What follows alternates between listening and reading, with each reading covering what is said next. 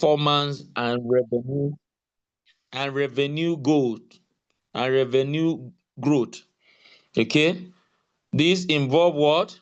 Planning, organizing, leading, and controlling sales force to maximize sales performance and revenue growth. Every business is set up for profit making. Every business, except you are an NGO. Even if you're an NGO, if it's not a monetary profit, there is a certain objective that must be met before you can say that you are successful as an organization. And I can say here categorically that the the pivot of every, or the heartbeat of every organizations, of every business, is revenue. The reason why we embark on business, like somebody who says is a vendor, business vendor, a trader in our midst. The reason why we engage in these businesses is for us to have money in return. So let me use the language. Let me use the language that we can all resonate with. Is because we want money in return. Whether you are selling a product, whether you are rendering a service, the bottom line is very important, which is revenue. And so sales management involve what? Process of planning, directing, and controlling sales operation. This is very important. Align. Then another key thing we're going to look at: align sales strategy with business goal. This is where a lot of people struggle, right? Um, People jump into activities without articulate their strategy. People jump into what? Activity without articulate their strategy. If you don't have a well-defined strategy, there's every tendency for you to fail. They said if you don't plan well, you are planning to fail. So you can't be in the middle ground. Like someone said, a decision not to make a decision itself is a decision. Okay, so your strategy, your well-defined strategy, well articulate strategy of steps to steps on how to carry out your sales operation is your strategy. And the time spent to strategize is never a waste, right? So it's very important that we have a strategy to align our sales, or the business goal with our sales operation, with our sales strategy, with our sales goal, right? So as a business, let me take a typical business, for example, like I run. Excuse me, sir. Yes, Please let me know when I should change the slide. no problem. All I'll, right. I'll let you know. I work in an organization called PSE. We're into governance, risk, and compliance and IT solutions. That is what we provide to our client, right? We must understand one of our goal is to be a top IT GRC and IT provider in Africa, to be the top. And if we said that, we can't just say we want to be the top when we are not making money. We can't say we want to be the top when we are not having a strategy that is well defined, and when we are not making sales.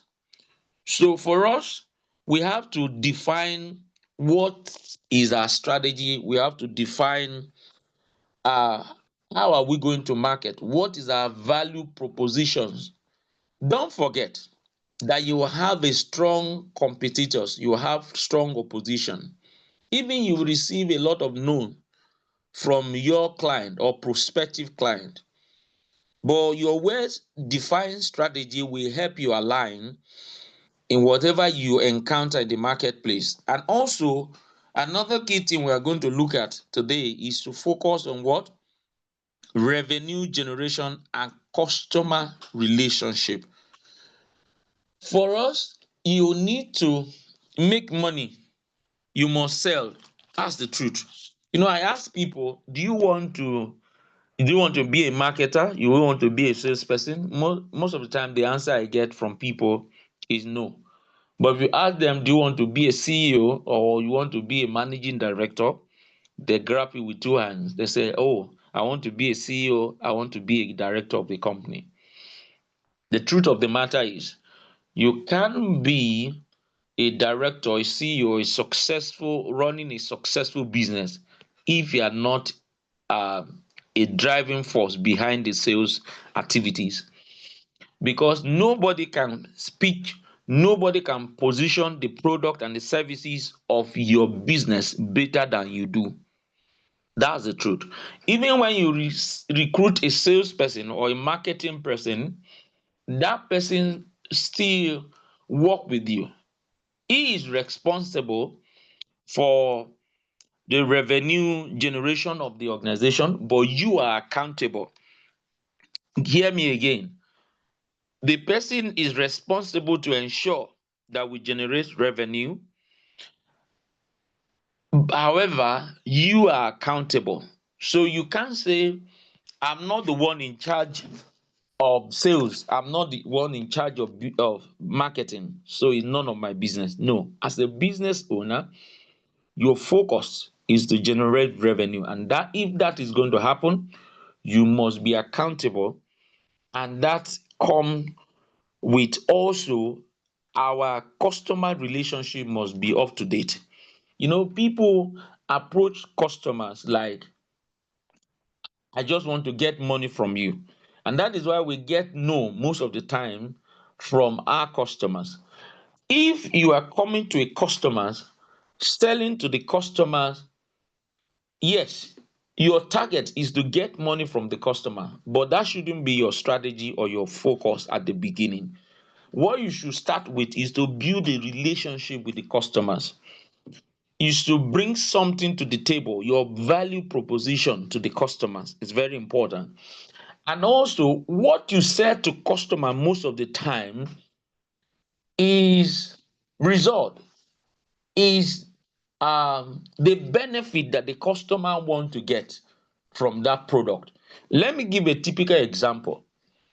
I heard one of the top salesperson in the world talking one time, and he said he was selling cars, and then there is this customer that came in, and he met with one of the salesperson, and the person was trying to sell to him, and he said, "Oga, this is the reigning car in town. This one, the engine is this, is durable, and all of that." Anybody can read that. Even before he came into the showroom, he might have gone through the internet to check the car out. Maybe you are buying a Rolls Royce or Toyota Camry, whatever it is. You can check the features. The features so the salesperson was trying to sell the features of the car to him. The car is this, the car is that. He keeps saying and repeating, and the customers was not interested. And then he left that showroom, walked into another car shop, and then this guy show up to him and say, "Oga, see, look at you. You're a very handsome man." He now asked him, "Are you still single?" The guy said, "Yes, I'm single." He now said, "Brilliant. That means this car is perfect for you. Because if you buy this car, you are going to be the happening guy in town, right?" And all the ladies, and at that time, the guy was preparing to get married. He said, all the lady in town will be at your beck and call because they are, you will be the happening guy. This is the raining car now. Then he now drive the point down to the future, the features of the car. Before he finished pitching the process, the customer offered to pay for the car. What's the difference between these two people? The first person was so much about the product. The other person was about the benefit, the value proposition, the gain that the customers want to get. It's not easy. Please, can you move to the next slide, please? Thank you. It's not easy to spend money. So to get money out of somebody's pocket, you must come with a very clear strategy. Okay, that's my point. So the focus is revenue generation and customer relationship, and your approach must be showing clearly to the customer that you are for him, that he's going to get some benefit. Please, can you move to the next slide? So we gave some point when we are talking, right? We say strategy, right? Developing a sales strategy that is aligned with company overall goal and objective is very important, right? Very, very important. Please move to the next slide.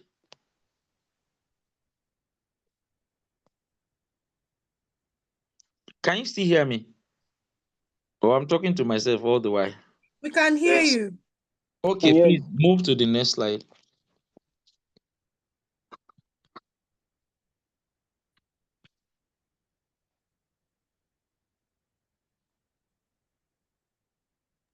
Hello, sir, are you there?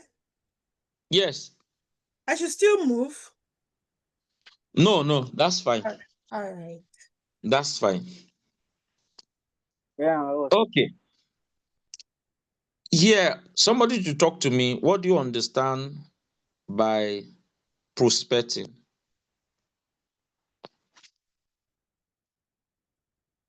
Prospecting.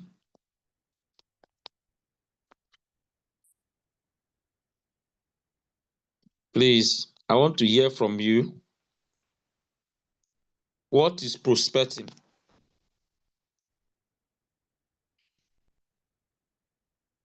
Okay, for the sake of time, prospecting is the process of searching.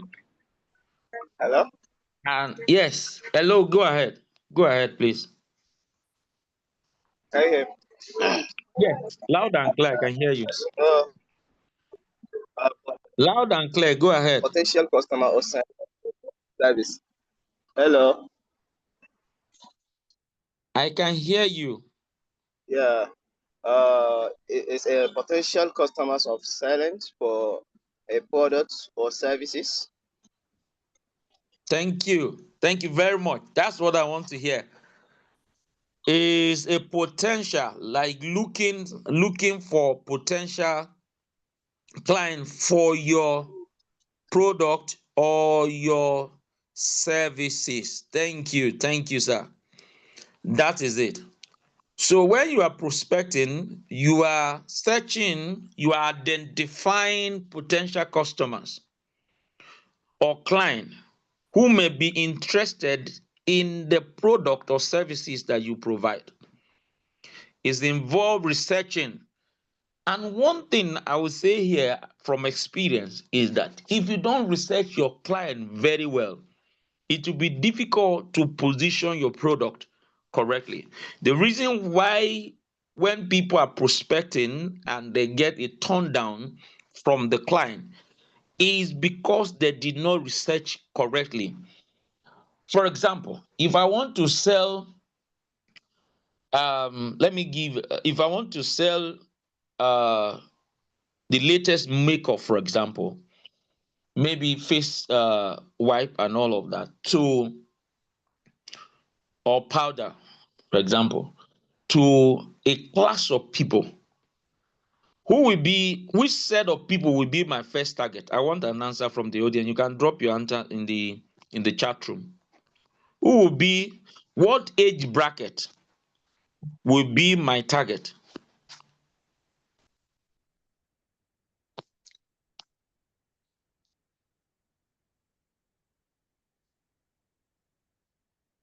What age bracket will be my target? Is it 10 to 20 years? Or let me say 10 to 17, 17 to 35, and then 35 to 50. Who will be my target? Excuse me, sir. Please come again with the Yes. question. I said, if I'm selling makeup, for example, for ladies, right? Makeup, whether it's a powder, whether it's a eyeliner, or what's it called, a face wipe or max and all of that. Those are my product, right? Or I'm a makeup artist. That's the service that I provide. My targeted audience, what age bracket do you think I should be targeting? Is it 10 to 17, 17 to 35, 35 to 50? 10 to 17. 10 to 17. Another answer? 17 to 35. Brilliant. 17 to 35. Why 17 to 35? Because at age 17, some ladies already started using all these products. Brilliant. That's it. They have started using product. Also, from that age upwards, some of them start having going to relationship, right? Yes. And they want to look good. Some in that age are preparing for their wedding. They are having their marriage during those period, and so the demand for makeup or makeup artists will be high within that age bracket. So researching correctly your client, your prospective client, will help you to know how to position your product and services. So most of the time, people jump into going to talk to the client without first of all research what the client need is. You need to know their needs so that when you are pitching, when you are talking to them, you start from their pain point. When you start from the pain point or from the value they will get from the product or service, it's very easy for you to get the job done. So this is the process of reaching out to a new people, and also is also qualifying the lead to determine whether the potential customers are paying for your services and go. Very quickly, let me give us the type of prospecting that we have. Co-prospecting, right? That is reaching out to potential customers who have not expressed interest in the product or services. That's code one. So you are not guaranteed that you're going to get a positive response, but however, you need to reach out to them. Do you know why? Number one, you do not know if they are ready to buy at that time. So reaching out to them can prompt them, can educate them about your product and services, and that can spark some interest in them buying from you. That's one. Number two, it keep you in their mind. So if you are not going to buy today, whenever they are ready to buy, who come to mind is you. What come to mind is your product and services. So it's very important that we reach out to the potential customer who are not even expressed their interest. Number two, warm prospecting. Contacting lead who have shown interest, either coming to your social media platforms or send you a direct messaging or email making a request, or you have met them one-on-one in their offices or in their selling point or in their home to market your product to them, right? That is one, because in this case you are contacting lead who has shown some interest or have a potential need for the product or services. Those are warm prospecting.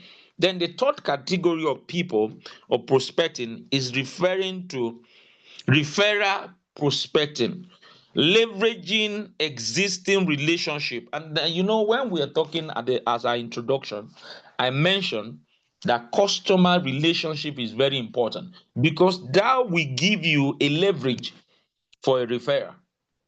But if you treat a customer badly, you are not only going to lose that customer, but you are going to lose 20 others, because if you tell one of the family members, that one will in turn tell his friend or her friend, and he go on and on like that. That is why we must build what?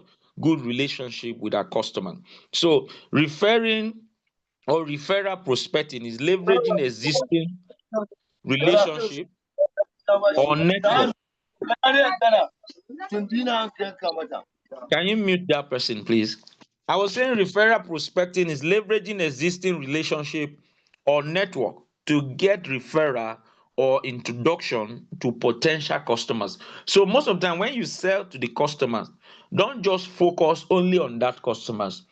Also use that customer as a link to other potential customer. That is one of the brilliant way to sell. Okay, and what are those prospecting techniques that we can use? We can use phone calls, we can use email outreach, we can use social media, we can use networking events. That is why as a salesperson you can't be successful if you don't have some event that you attend, if you don't have some association that you build relationship with. It's very important. They say these days your network is your net worth. So if you are going to sell, you must attend some events, some conferences, some trade show, some trade fair, where you can meet and build relationship with potential customers. Okay, so those are some of the tools that we use, and then we use referral that we mentioned as part of the tool as well. Okay, and we need skills, right? We need skills. Can you move to the next slide? I'm going to talk briefly about approach two, so that approach is there. What is the approach? Approach here is referring to the method or strategy used to initiate contact, to build relationship or rapport, or engaging potential customers. Okay, and this is very important, and this requires some sensitivity, this requires some skills and techniques, and you must have a very positive mindset to effectively connect with people. There are people, they meet. Let me give you a typical example. Sometimes you see people, they will meet people and they find it difficult to greet the person, to exchange simple courtesy and pleasantry. Then all of a sudden you are coming back to them. It's just like going to an office and you see a front desk lady or a receptionist, and you ignore the person because you are coming with the intention to meet with the general manager. But the gatekeeper here, who will allow you in, is who? Is the receptionist. So if you ignore the receptionist and go and like trying to get to the manager and the security people and all of that throw you out, then you are now coming back to the receptionist. What do you think will happen? Somebody, what do you think will happen?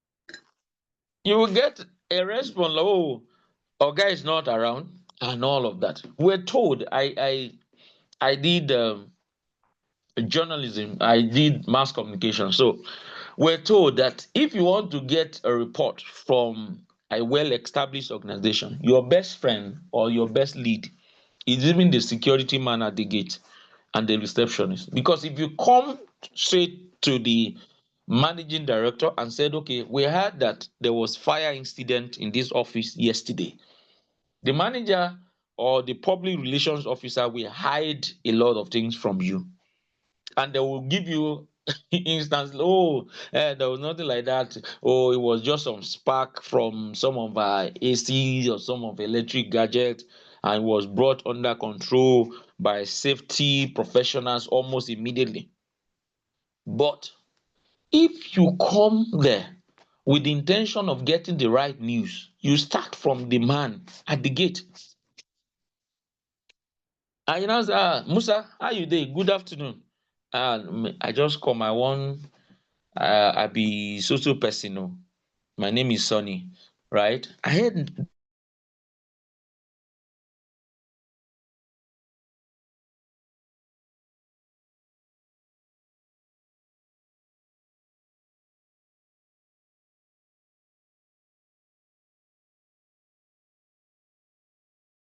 bring the fire under control. What had just happened? You've gotten all your facts and figures, all the information that you needed. Your own is to go ahead to the managing director just to establish that you have an interaction with them, and then you can write your story properly. It applies to sales most of the time. So people ignore to build relationship with certain people. So the person might not be managing director, but he can direct you to some decision maker. Okay, that's what it's about. So let's look at sales performance and metrics. So before we look into that, I was talking about approach the other time, and our approach is very important because our method and our strategy used to initiate contact or to build rapport is very important with customers, because this is a combination of skill and techniques. Okay, it's a combination of what? Skills and techniques. And some of the approach that we can use, type of approach that we can use, direct approach. Okay, a straightforward and that involve direct action for sales meeting. This is very important, especially for those that are into services. Sometimes when you are talking to the person verbally, or when you are talking to the person from afar, sending an email, you may not get a clear picture of what you want to do for them. So it is very important that sometimes we use direct approach, requesting for a meeting, a sales meeting, where you meet the person either physically or virtually, that you can explain. Don't assume and said, oh, if they like, they will buy. And this is why a lot of us have a low return from our sales uh, management or approach. We get no from our approach, right? So there is a direct approach. Because of our time, I'm going to be very fast. There is indirect approach. Okay, and this is the opposite of the direct approach. Focus on building rapport and providing value and making a sales speech to the person. This indirect approach. And then cons cons consultative approach. Consultative approach, where we consult, try to solve the problem. Sometimes in the IT world, we say we do demo, we do POC, we do all of that. This is involve understanding the customer need and providing tailored solutions. When you show them, they will not turn down your proposal, and you must be flexible. Some people give up very quickly, and that is why they are not selling. Some people give up what? Quickly. Okay, it requires some flexibility, it requires some patience when you are prospecting and in your approach. Thank you. So let's look at sales performance metrics. Okay, and these are sales revenues and growth rate, conversion rate, customer acquisition cost, and then customer lifetime value. And I'm going to explain them here very quickly. When we say sales revenue, sales money, the money we make from sales, and that is what sustains every business. Okay, and we must be intentional in how we grow our sales and the rate at which we grow, right? And also, this is very sensitive. When you sales to revenue, there are people who are selling but they are not making profit. So when you are selling, you must put some things at the back of your mind. Don't forget there is tax, there are some deductions. For example, if you are selling to oil and gas, you are selling to some environment, you must know that there is going to take withholding tax. Sometimes people think that their 10% markup is their profit. But if, for example, they are going to take some deduction, you will discover that at the end of the day, you are not making profit. So you need to be able to understand how taxes work. You need to understand the deductions. You need to understand how to put markup on your sales, so that you will not end up doing activities and at the end of the day you are not generating revenue within the organization. And then we need to look at our growth, and we need to be intentional about that. Either is the monthly, either is the quarterly, either is annually. You can't earn at 200 million this year, next year, it's the same thing. No. So our growth rate is very important and we need to measure that. Then the conversion rate. You know, I used to tell people your profit or your business is measured with time, right? If you are in a business, you are talking to these customers, at what time are we taking this customer from just prospecting to lead and then qualify that lead? And at what point do we able to convert that into sales? And here, let me speak quickly about um, um, sales process. Okay, so we have different level. At the point of, you are talking to the client, you are trying to have a rapport, you are going to trying to establish a relationship with the client. At that point, you are prospecting. Okay, that's an opportunity, and then you must be able to convert it to lead, a qualified lead. What do I mean by qualified lead? At this point, you have been able to establish that the customer is willing to buy, not just willing, but is also able to buy. That means he has the potential or the financial muscle to buy this. Because you can be wasting your time with a client that does not have the financial capacity to buy the product or the services. And every day when they call you into a meeting, you keep repeating that customers, and you have not been able to do your research very well if the customer will be able to buy. So if you're prospecting to such a customer that does not have the capacity to buy, you waste all your time and you won't be able to move from prospecting to the conversion rate, conversion level. So it's very important that we understand the sales opportunity life cycle, when to move from just opportunity to qualify lead, from qualify lead to a stage where we invoice the customers, and at the point where it becomes sales. So you are going to grade it in percentage, either it's the 20, 40, 60, 80, and 100. Depend on what work for you, right? It's not cast in iron, but you can break it. For us, we do 20, 40, 60, 80, and 100. And until you get to 100, we have not converted that sales. Okay. So until the customer pay you, you have not done it. Every other thing you are doing is activity. At that time, you are marketing, you are prospecting, you are in the process. But until the money hit your account, it has not been converted to sales. That's what I'm saying. Then customer acquisition cost.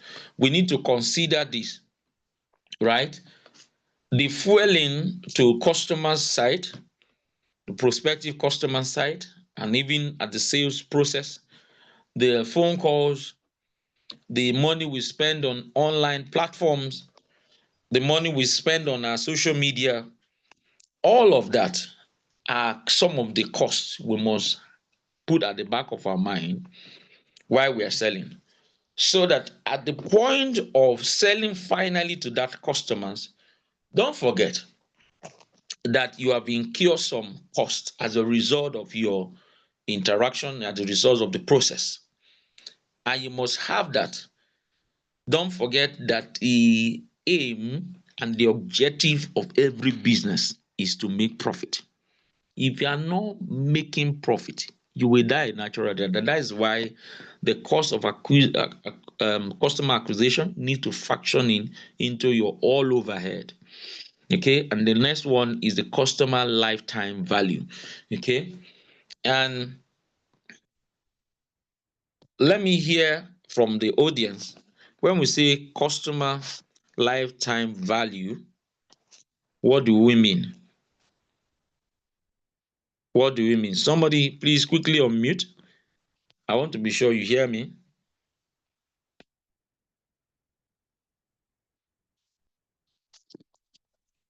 What is customer lifetime value to you as a business owner? Let me put it Can I that way. try? Yes, go ahead. Hello, can you hear me? Yeah, Loud I'm and looking clear. at a value that helps the business stay, a value that helps the business stay alive consistently. The value that help the business stay alive. Thank you very much. So, for the sake of any other person, please. Any other person. Yeah, yeah. In my own view, I think that is that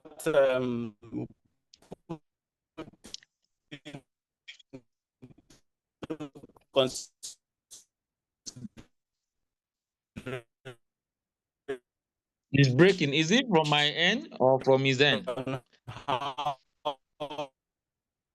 Yeah, it is from his end. Okay, because I'm struggling to hear him. the customer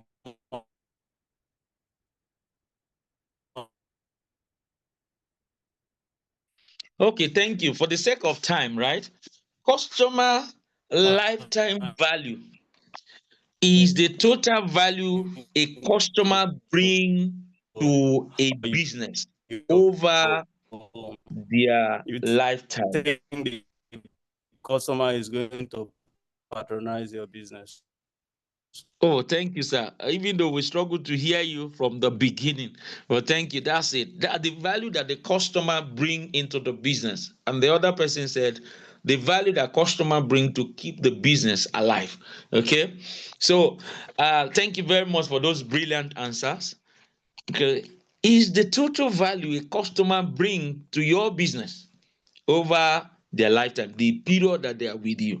Okay, that's the customer lifetime value, and it's very important. It is crucial for that metrics to happen because it help the company, it help a business person to understand the lifetime benefit of acquiring and retaining such a customers.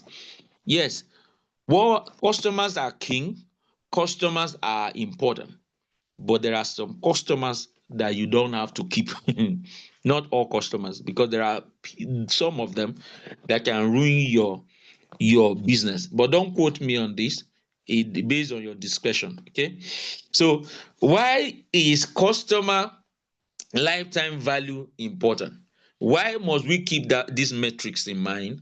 Why is it important? Number one, it increase revenue because a loyal customers tend to make repeat purchases, right? Repeating buying, coming back again, and it's bringing money. That lead to what? Increase in revenue. Then number two, it reduce acquisition costs.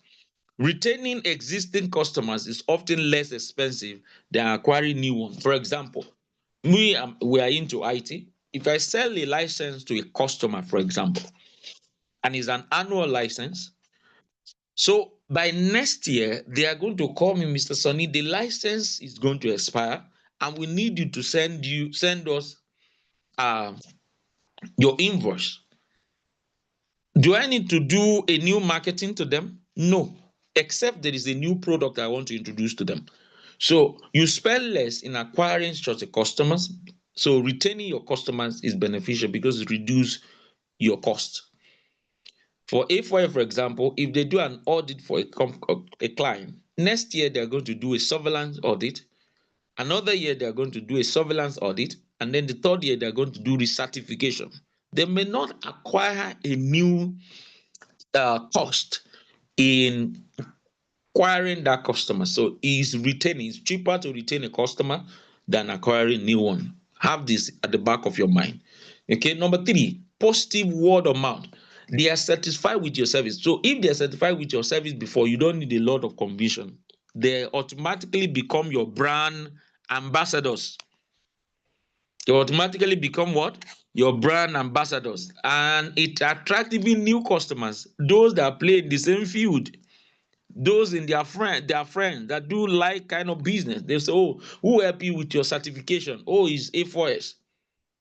Who help you with your implementation is PSC. Who help you with your implementation is training height. Just like you are in transformation college now. If anybody is looking for a school that is subsidized, a school that they will spend more, the school that is tuition free, what come to mind? Transformation college, of course. Okay, so it's also improve customer insight. That's it. So when you analyze your CLV, that is your customer lifetime value, it helps businesses understand customer behavior and preference. It can help you define a product that is very, very beneficial to the client. Please, let's move to the next line quickly. Just give me a sign when it's almost time. I don't even know if I can run through all the slides. There are a lot I want to say. Okay.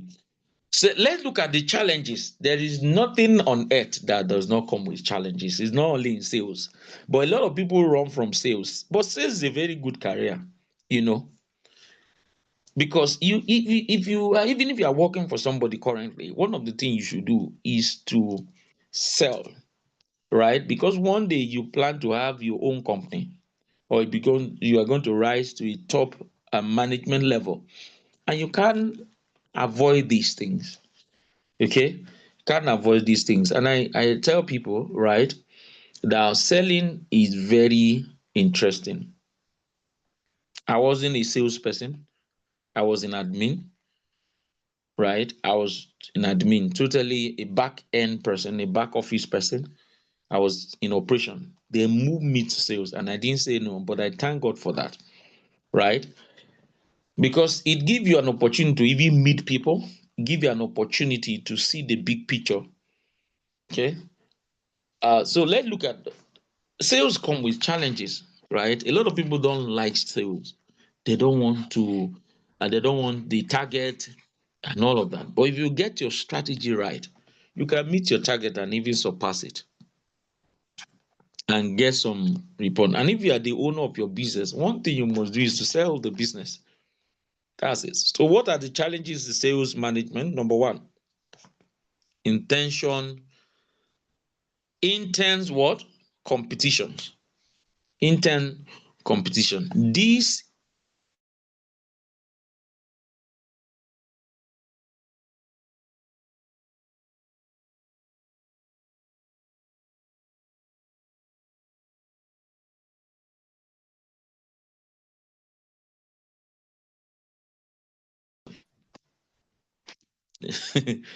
there is nothing you want to do in this life that nobody has not done, or no one else is doing already. Have that at the back of your mind. But intense competition is referred to a market situation whereby multiple business are competing for customers, making share and resources. These competition lead to a lot of things, right? So there are a lot of people who are playing in your field. Okay, that is what it means. So there is high numbers of competitors. There's similar products and services in the market. There's aggressive marketing, right? There's constant, and all of that. Those are the characteristics. There's constant innovation. People are doing what you are doing, and they are coming out with innovation. They are coming out with new style and strategy, new services to stay competitive. And that is where you need to play. You need to innovate. You need to innovate, not running away from the market, not running away from competitors. But you also need to know what your competitors are doing. What are your competitors doing in the market space? You need to know. Because sometimes the effect of this intense competition is always about decrease in price, because you'll be tempted to reduce your price, which automatically reduce your what? Your profit margin. Sometimes you need to increase your marketing expenses because you need to go further than the norm. Higher customer expectation because they have other options in the marketplace. So innovation and differentiation, it's what can keep you. Competitors drive innovations and differentiation because you must come to the table with a value proposition that your customer cannot return nor beat. Okay, so your designs, your positioning, right? So your strategies to strive in intense competitions is a differentiation. That's it. Develop a unique product, develop a unique service, or experience. Like I cite an example from that sales guy then, an experience that set you apart. You need that. Okay. And then the quality and customer services. The quality of your customer service must be top notch. Deliver exceptional quality and customer service to build loyalty. When you have intense competition, this is what to do. Deliver what? An exceptional quality and customer services to build their loyalty. Is very important. At that time, you need to be like their brothers and sisters. Don't come to sell like somebody who just want to give them or want to help them. That's how some people sell. You see it in Nigeria most time when you go to a shop to buy pure water, the person is telling you, instead of asking you what do you want to buy first, the first thing they will ask you, do you have change? Has any of us experienced it before? Have you experienced it before? It happens a Or lot. It happens a lot. exactly, or an Okada man stop to carry you. Instead of him to be Eh, concerned about where you are going, maybe do you have change? So so you see, so your customer service must be exceptional to keep them loyal to you. And then innovation, I can't say that again. Your innovation, you must stay ahead of the competition with your innovations. Then adopting the market change. Market is changing. You need to understand. How are people selling now? Before, it used to be only the people who pass in front of your shop, but a lot of people are selling on the internet. A lot of people are selling on social media. A lot of people post on their WhatsApp status every second. What are you doing with all the platform? So you need to be adopting the change in the marketplace. You need to build strong relationship. Be like your brother. Let your customer be like your brothers and sisters. That even when you are not around, they say they can wait. You see that kind of loyalty. When you are even said, oh, I have another wedding as a makeup person, they say, don't worry, we will wait for you. We will wait for you. Okay? And this intense competition is very key, and we can't even exhaust all the talk around that today. Changing customer preference. Right? Customers to buy their loyalty require a lot of work. Customers, they can be with you today and tomorrow they are off to your competitors. So you must be innovating in your any question so far. Okay, we'll get to question side, right? I don't know. I don't know if I'm saying a lot that you miss your. Please note your question down, please. Note your questions. I'll get to that very shortly. So changing customer preference. This involve the this is involving, right? The need, the desire, the expectation of customers that influence their buying power and decisions is changing. Their interactions with the business, this change, you know, it can be driven by different factors. That's the truth. It might be through technology. For example, if you own a bank, let me give a typical example here. If you own a bank now, or let me talk to you as a customer to the bank. If you have a bank that you don't need to leave your house, but you can do everything on your mobile phone, and the bank that you have to go to their branch for account opening, withdrawing slip, and using their ATM at their head office, which one will you go for? I'll go to the one I'll comfortably do in my home. Regardless of the risk, right? Yes. Thank you. Thank you for that honesty. This change can be driven by different factors, various factors. It can be technology, advancement, it can be social trend, it can be economic shift, it can be personal experience. Some people have a bad experience going to the bank and join the queue. As a matter of fact, myself, I hate going to the bank. And that is why I use one of the weird bank in the whole of my area. I use SunTrust Bank. So each time I want to use my ATM or do transaction, they say, which bank is SunTrust Bank? People don't even know it. Because that bank, I don't have to go to the bank for anything, including my ATM. They send it to me in the house. And everything I need to do, they say, just call your account officer in case you have to come to the bank. They will help you to do it from their end. Okay? So let's look at why is it important to adapt to changing customer preference, number one, so that you can stay competitive. So that you can stay what?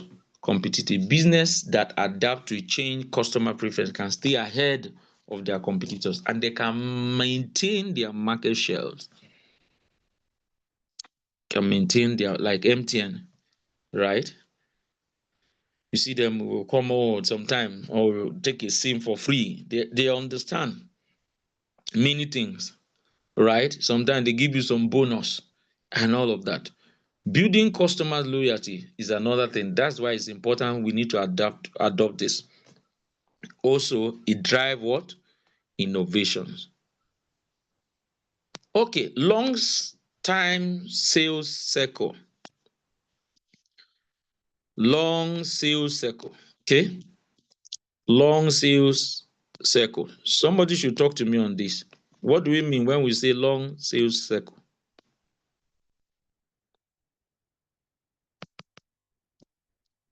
I have business owners on the call, so talk to me. I want to learn from you too. What does it mean when we say long time sales cycle?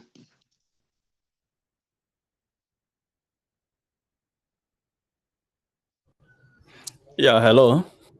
Can you hear Hello, me? sir. Yes, very well. Go ahead. Can you hear me, sir? Yes, I can Yeah, hear you. in my own view, long time sales cycle is how long a business can repeatedly sell to a particular customer. Thank you. Wow, that's it. Yes, a long time sales cycle refers to a prolonged period of time it takes for a potential customer to move through the sales process, actually. Okay, so but I get your angle, I get your point. So from the initiating contact or closing a deal, there are various factors that come to play. So sometimes when the long time sales cycle reason for them most of the time is complex decision making process. And this happen most of the time when you are doing B2B. If you are doing to B2C or you to a customer directly, the decision retain or reside with one person. So it's very easy for you to get through the circles or that process. Okay, so high value is another thing. So multiple decision makers, like I said, if it's not one person you are talking to, it will prolong the circle. And you must understand, and that is why if you are selling to a company, you are selling to a group of people, or you are selling to somebody, really, you need to know the decision maker. What did I say? You need to know who? The decision maker. You can be talking to somebody and the person will keep you interested. You keep interested. But if he's not the key decision maker, you waste all your time. You can stay on it for a very long period of time. And if you are not careful, you will get frustrated. Sir, your network is bad. Hey, is it the I same can thing hear with every other person? no. You're I think I can hear very you clear. audible at my end. Okay, I think it's from your end because I'm struggling to hear you. Okay. So I was talking about multiple decision maker, right? So if you involve multiple stakeholder, it will slow down the decision-making process, and that will slow down that sales cycle. So you need to know who is the person who will sign the check, who will approve this process. You need to know. So you can start with somebody, but when you know that there is a decision maker, use that person to get to the decision maker. That's easy. Okay. And another thing that is very important is for us to, somebody was trying to call me. Okay.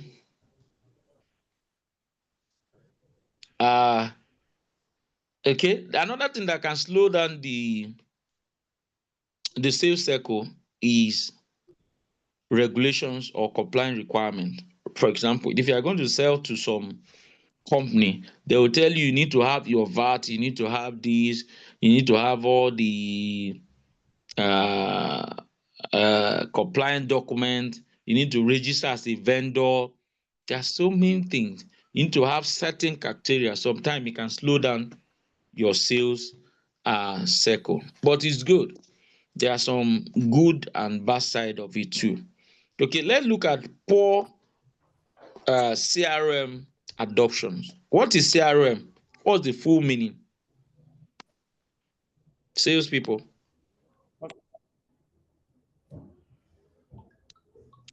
You can't be in transformation college if you don't know this one. Because Customer transformation relationship. college customer relationship Management. management. Thank you very much, sir. Management. That's the correct student of transformation college. You know, I'm a student of this school too. Okay, so poor customer relation management. That's what we're looking at now. Or relationship management adoptions. These refer to ineffective or limit in the use of customer relationship management system within an organization or a business. These days, a lot of people are even using this CRM. There are free versions. There are other pay one that are very cheap. So sometimes, but what's the reason behind this poor adoption? Number one, lack of training. A lot of people don't have knowledge of this, so it's difficult. They see it as it's difficult to use. If you tell somebody to use customer relation management, you now say, no, I have all my customers' number, I have their name written down, and all of that. So because they believe that technology is complex to use, but there are some that are very user friendly. So training is important.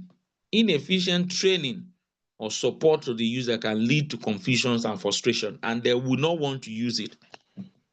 So if you're a sales manager, you have to train people with you to understand how to use CRM.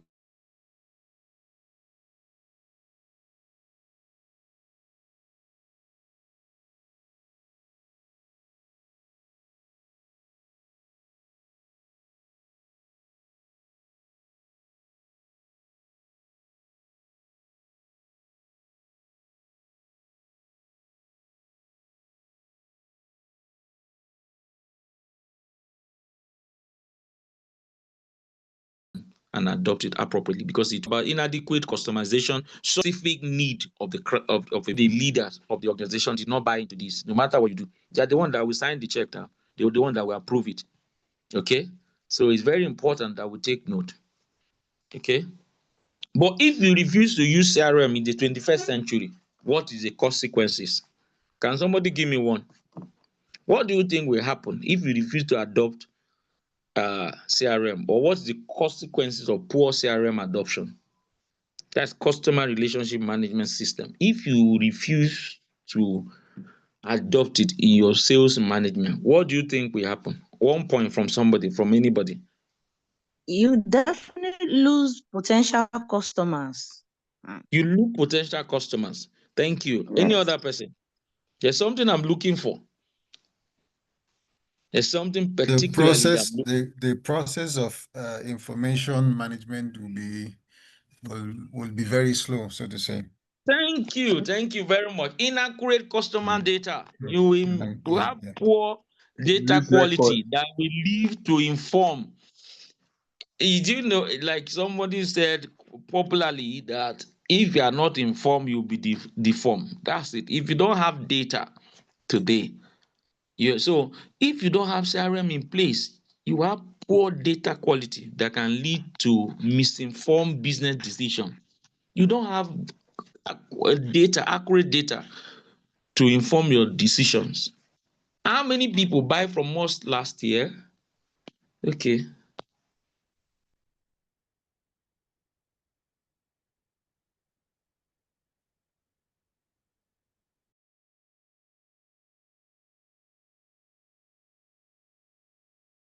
To rush the remaining part. I wish I have enough time to explain some of the things. Okay. Say management strategy, right?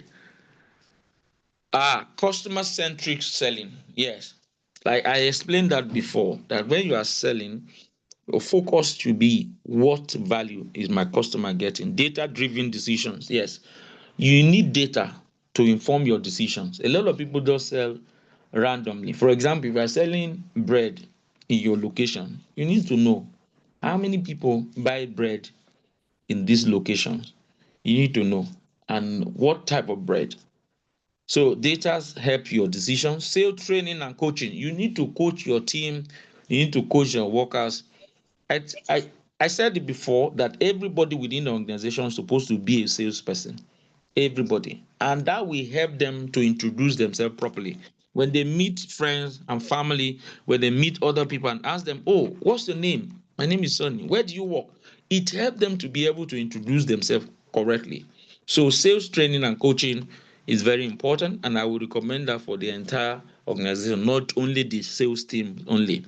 Technology adoption, that is CRM, very important. Please, can you move to the next slide quickly?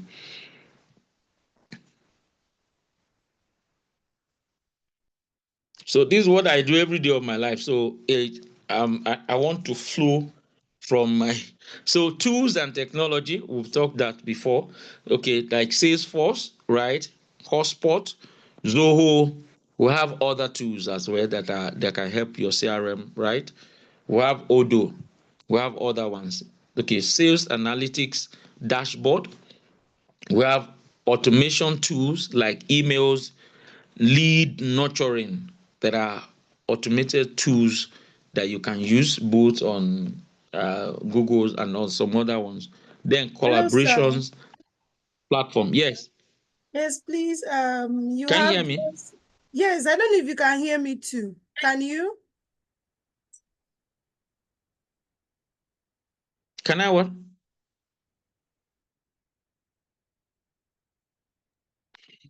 Sir, please, can Even you if hear me? very well, loud and clear. Okay, I said, please, we are running out of time. You are eating into another session. Oh, so sorry about that. Oh, Can you? so Yes, can thank you you. move to the rest? So thank you very much for your time. If you have any question for me, you can drop in the chat room. And thank you. Thank you for your time.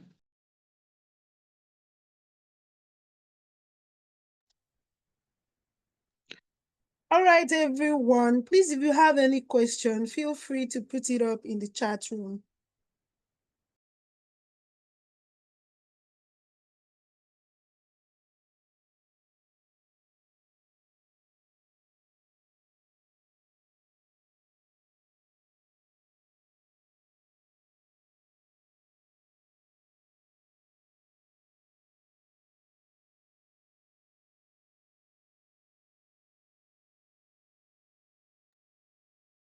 Hello, can you hear me? Can anyone hear me? Yes, we can hear you. Yes, we can Okay, hear so you. all right. I don't know if there is still a question.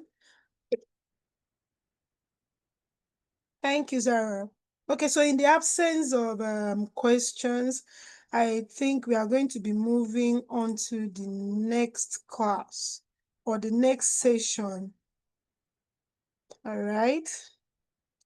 And taking us on the next session is Bukola Bamidele. She will be taking us on product and Service Lifecycle Management. Good morning, ma'am. Please, are you on the call? Yes, I'm on the call. All right, you're welcome to class, ma'am. Please, you can take it off from here. Okay, thank you. Please confirm you can hear me very clearly, everyone. Can we all hear me? Loud and clear. Okay, good morning, everyone. Thank you for joining the Smarter Manager Compact MBA program. And I must say that, what Transformation College, is providing to everyone on this call is, much more what we can pay for, right? And I want us to just take whatever we are learning, lessons from each facilitator, right? Because it's something that we can practicalize in our everyday or day-to-day work, either if you're a business person or a professional.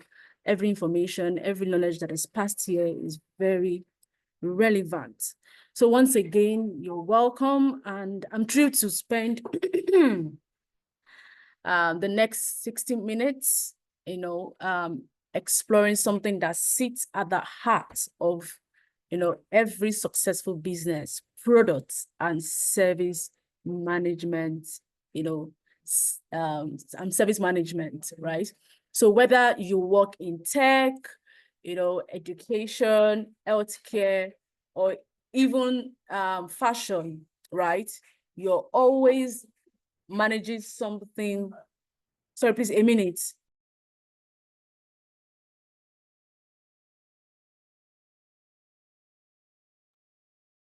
Yeah, sorry, I have a toddler. So I just needed to ensure that she doesn't disturb us in the next few minutes that we spend together. Okay, so like I was saying, right? So whether you work in tech, education, ed tech, or even fashion, right? We are always managing something that creates value for someone, right? And that's what is all about today. So we are looking at, products and service, management. Okay, so before I get into the nitty-gritty of today's session, I would just like us to, because I want this class to be very engaging. So please, I would plead with us to please engage, with the chat box when necessary. And if I needed to unmute and speak, I would like us to do so. So in the next 2 minutes, not 2 minutes, in the next 1 minute, right? 1 minute, can we drop in the chat box, one product or service, that you have interacted with this morning? Just let me see, in the chat box. I want to open the chat box so I can be able to see our responses. Please, can you confirm you can still hear me? Hello? Yes, we can Yes, hear very you. loud and clear. Okay, yes, I just want to know that we are together. Okay, so I said in the next, few seconds, can we drop in the chat box, what product you have interacted with this morning? Maybe it's your phone, maybe it's your, TV, your laptop, whatever it is, just, put it down. Okay, MTN. Dara. Wait, Dara, is it the name of a person? And phone. Okay, so someone has entered with his phone this morning. Okay, data. Aha. I need more responses. So I have like 20 people on this call, and I'm only seeing 2 people that has responded. Which product have you interacted with or service you've interacted with this morning? Let us see what fuels our daily lives with value. I'm waiting for responses. If I'm not seeing responses, it means that people are not on this call. We have gone to do something else. Phone, Kayode, thank you. Phone. Okay.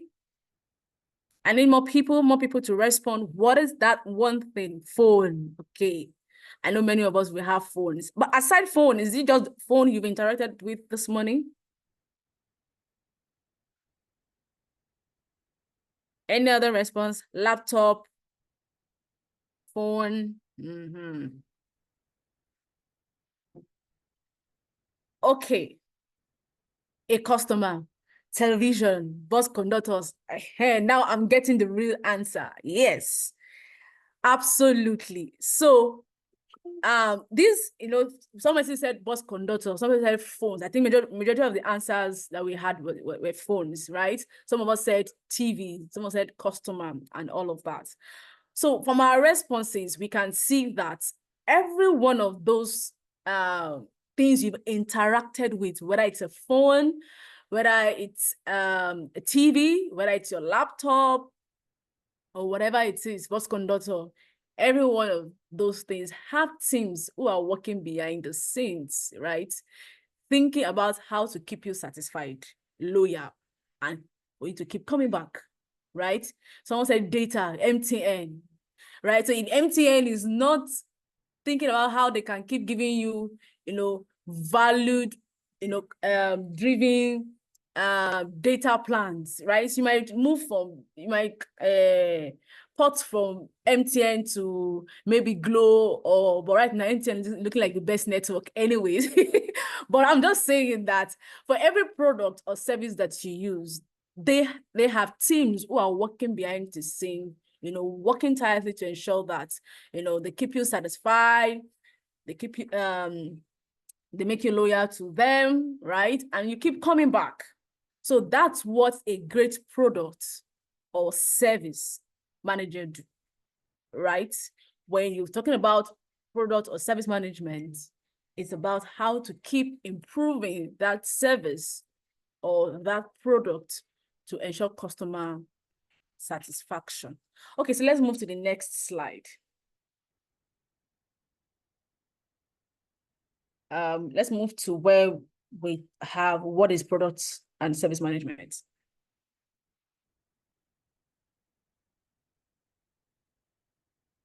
Hello, can you hear me? The slides are not moving.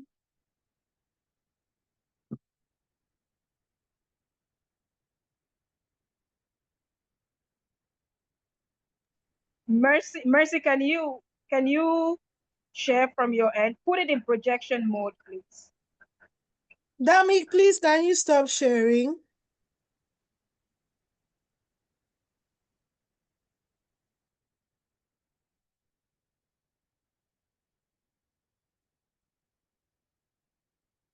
Okay, so while we wait for the slides to come up, I would like to hear from us. What do you understand by Can you see my screen, Ma? Yes, I can see it. Thank you. Thank you so much. Okay. So I'd like to get our viewpoint in the chat box. Let me know in your own understanding, no ambiguity, right? What do you understand by product or service management? Anyone? I may want to unmute yourself and speak. That's okay also.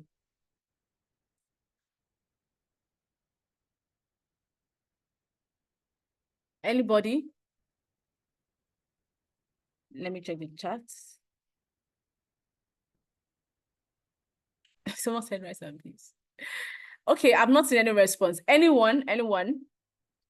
Just in your own understanding, when you hear product management, when you hear service management, what comes to your mind? Can you give me one word, two words, or just a sentence? It's absolutely right. You don't have to be right? We're here to learn, but I just want to know if we have any prior understanding about product and service management. Anyone? Okay, everybody is muted. Okay, that's fine. Nope, not a problem. So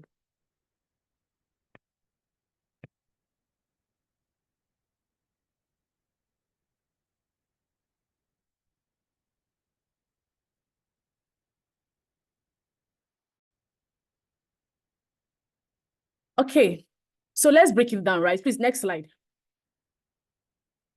Okay, somebody said being able to take care of a particular business. I'm getting there. Okay, so let's look at what is product and service management. So please, I hope you are taking notes, right?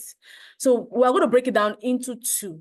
We're going to look at what is product management. That's on one side.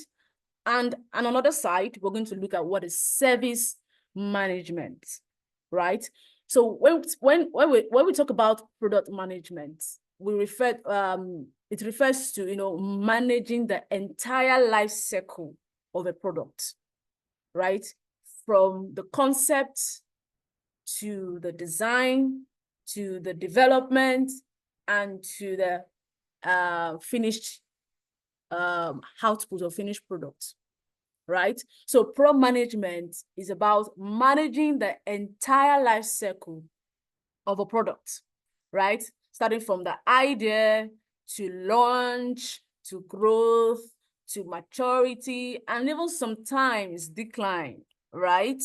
Yes, sometimes, some products, get to a particular point, and at some point again, they begin to decline. That's why there's some products that we've seen, while growing up, we don't see them anymore, or they are still there, but they're not as popular as they were as at the time they just, when they were still, in the markets. Example like, many of us use, how many of you us used McLean toothpaste? How many of us? Let me see your hand. If you ever use McLean toothpaste or Dudu Osun. Anyone?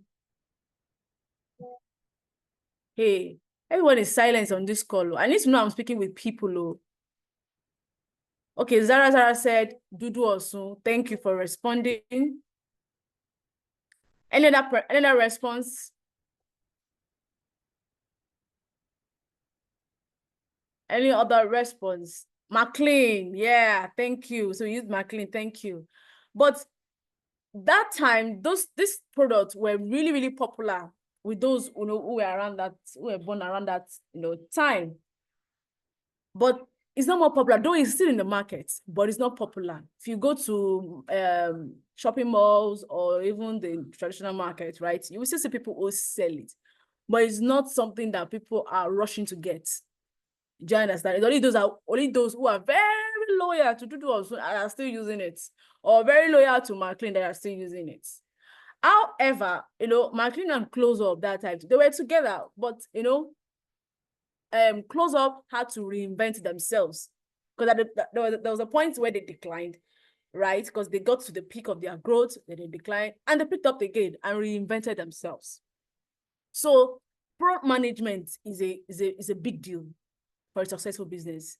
Not just managing the production, you're also managing the use, managing the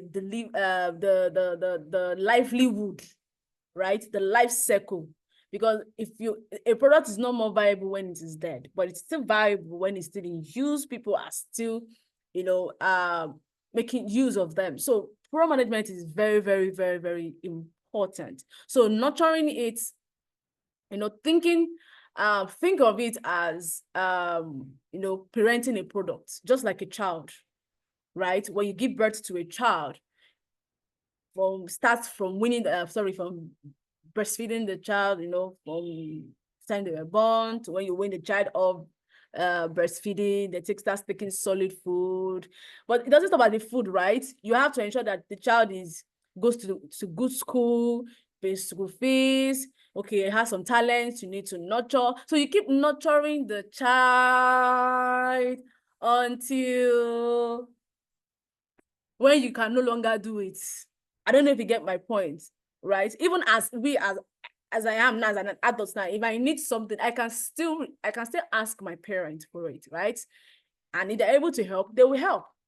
So parenting does not have a what do they call it now? Expiry date. You continue until either that child is no more there or you as a parent are no longer available. So you need to think of product management as parenting a product, right? Nurturing it till it can stand on its own in the market, right? So that is product management. Now let's look at service management, right? On the other hand, service management focuses on delivering value experiences, right? While product management manages the entire life cycle of a product, right? Service management, on the other hand, focuses on delivering value experiences. Okay, so, and for services, there are things that you can't touch, right? Like data now. MTN is providing you a data plan. You can't touch, it's not tangible. The airtime you use is not tangible, right? The bank app you use is not tangible. Unlike a phone, unlike a TV or a laptop. Do you understand? Those are tangible products. But services are things that you can't, touch, but you can experience them, right? You can feel them. Okay, so for example, you're looking at services like customer support, right? A lot of us, if we don't get good customer support, we're not happy, we're not satisfied, and it can influence our decision to, go to another provider. So we're looking at services like customer support, banking services, healthcare, right? And even your Netflix or what's the other one now? Prime Video subscription, right? So, and for those who are football fans, DSTV subscription.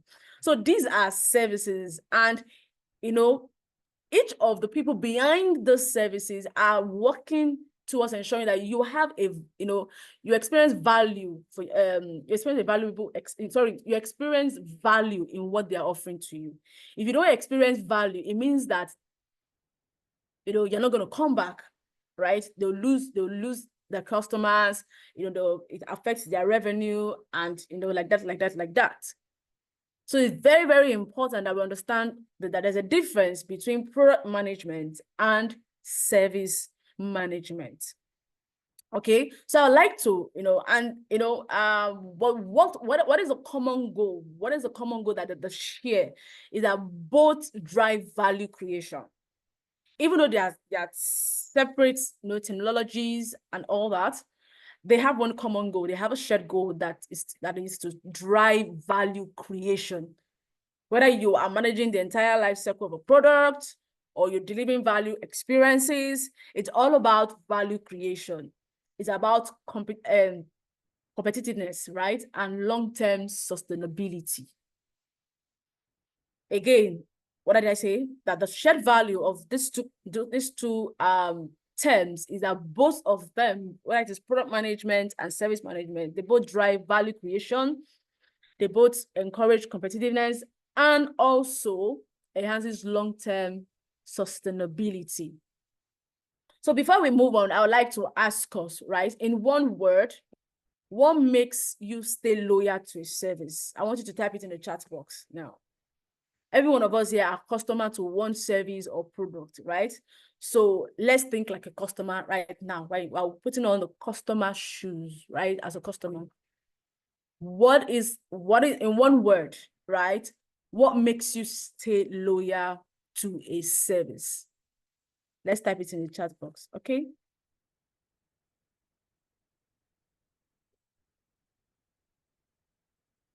I'm waiting. Let me check the chat box. I'm not seeing any response. So what is, in one word, what it is that makes you stay loyal to a service or a product? You can unmute and you can type it in the chat box. Are we still together? Are we still together? Okay. Tribe said customer relationship. Thank you. The taste.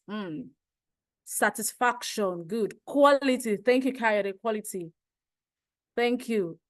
Any more responses? I have like 20 people on this call. I will call names. Oh. Pretty Beauty. Satisfaction. Zara. Trust. Absolutely. Absolutely. Consistency. Wow. Reliability. Yes. Yes. Quality. Another person said quality. Awesome. Awesome. Awesome.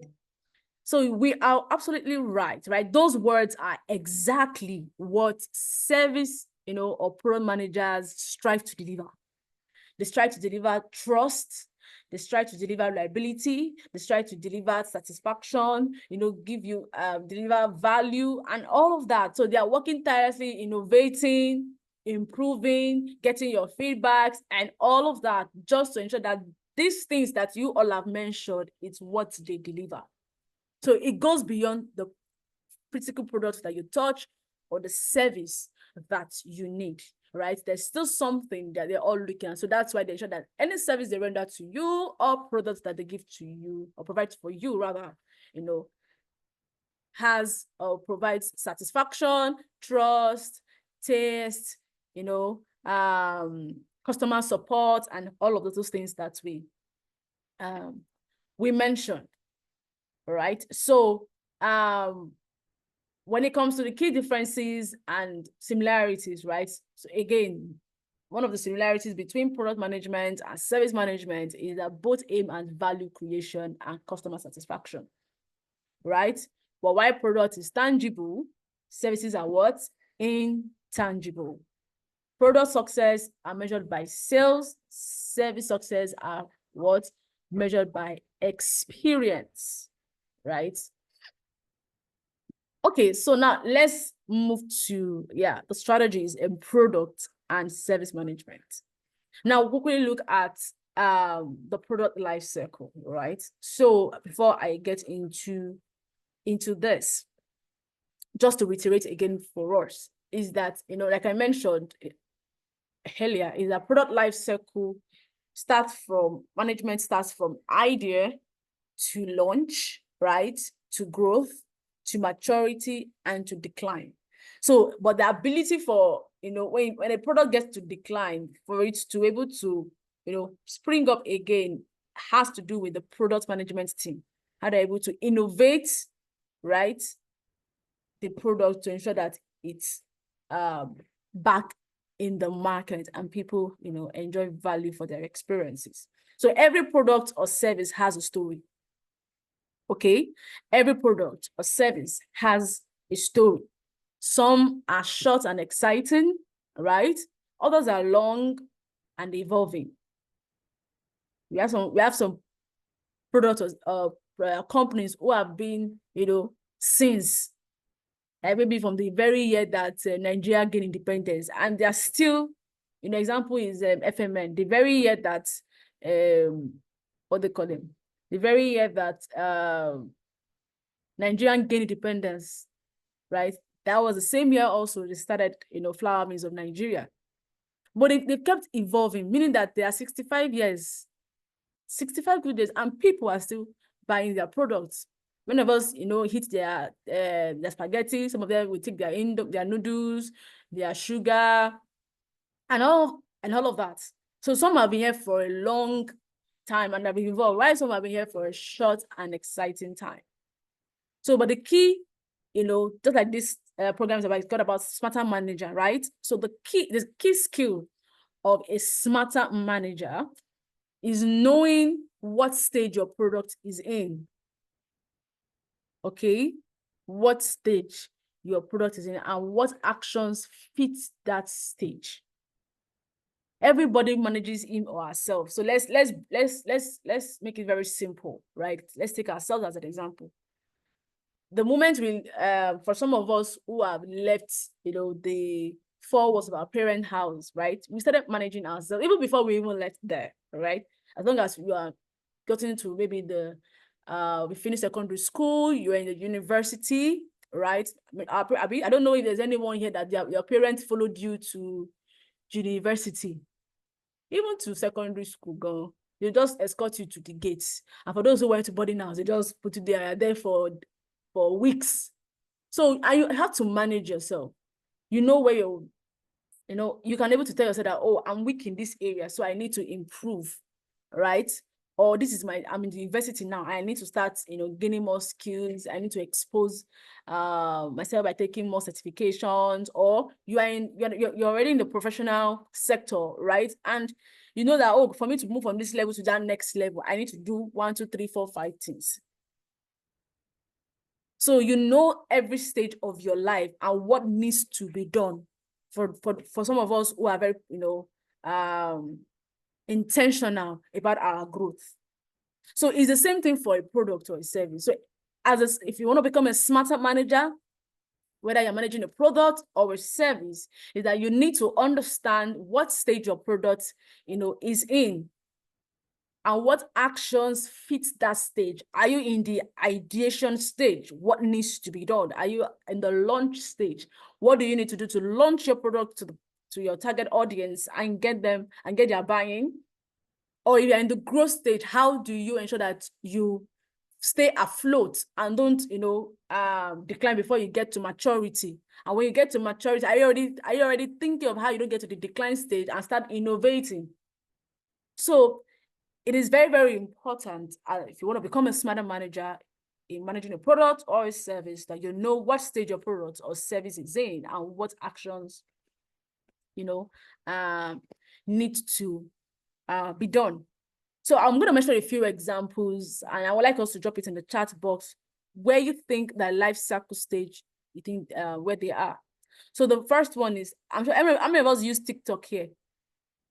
If you're a TikTok user, can I see your hand? If you use TikTok.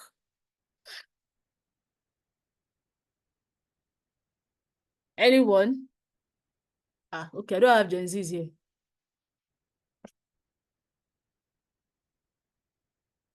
There's only Gen Zs that use TikTok. Do I have anybody that use TikTok? Nobody uses TikTok here.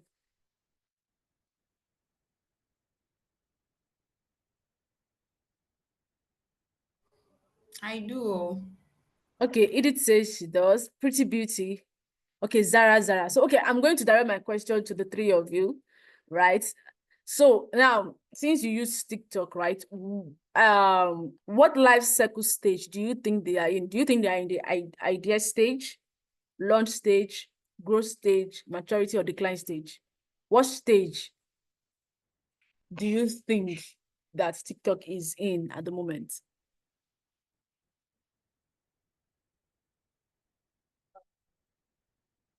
Zara said growth. Okay, it said maturity. Pretty Beauty, I know you answered, so I'd like to hear from you. You're the third person that responded. Pretty Beauty said maturity. Well, currently they've not gotten to their maturity, right? They are still at the growth stage. TikTok is still in its growth stage, right? It's attracting new users globally, right? Evolving features like TikTok Shop, or still expanding its monetization model. When you say something has gotten to its maturity stage, it means that they're not doing anything. Just like, okay, permit me. I hope nobody is working in this bank I'm about to mention, but don't let me mention the bank, right? But it's a popular bank that we all know. They have been since God knows when, right? So they're not doing anything involving, but they are there. People, the loyal customers who have been, could that be because they are still evolving? Yes, because they are still evolving. So they are still at the growth stage. They've not got to that maturity stage yet. When you get to the maturity stage, it means that you're not evolving. You're not evolving. Do you get? So you already have your customers, and you're just, you have your personal there in your house. You already know that there's more people that are bringing in deals, business for you and all of that. So you're not trying to innovate or anything. You're just there. But TikTok, they're not there yet. So they are still. Yes, Pretty Beauty. Yeah, that's it. Yeah. So they are still at the growth stage because why? They are still attracting new users globally. They're evolving their features like TikTok Shop. Before, as at 2020, there was nothing like TikTok Shop, but now there is TikTok Shop, and they are still expanding its monetization model based on feedbacks and all of that. So the focus here is on scaling, retaining their users, and staying ahead of their competitors like YouTube Shorts and Instagram Reels. TikTok was the first to start anything Reels. Then came Instagram. Then came YouTube Shorts, or both of them. Do you understand? So now TikTok is doing everything in their mind to ensure that they stay ahead of their competitors, right? They are scaling, right? And also retaining their users by evolving their features and adding more things to just make their customers or users happy. So growth stage for any business right? So now you're a business person here, right? Where you're still evolving, you're still at the growth stage. You're not yet at the maturity stage. Yes, because when you get to that maturity stage, there's likelihood that if you're not careful, you get to decline. Do you understand? Yeah. So growth stage is all about momentum, going with the waves, what is happening right now, and being part of that wind or waves that is blowing. So, and TikTok is riding that.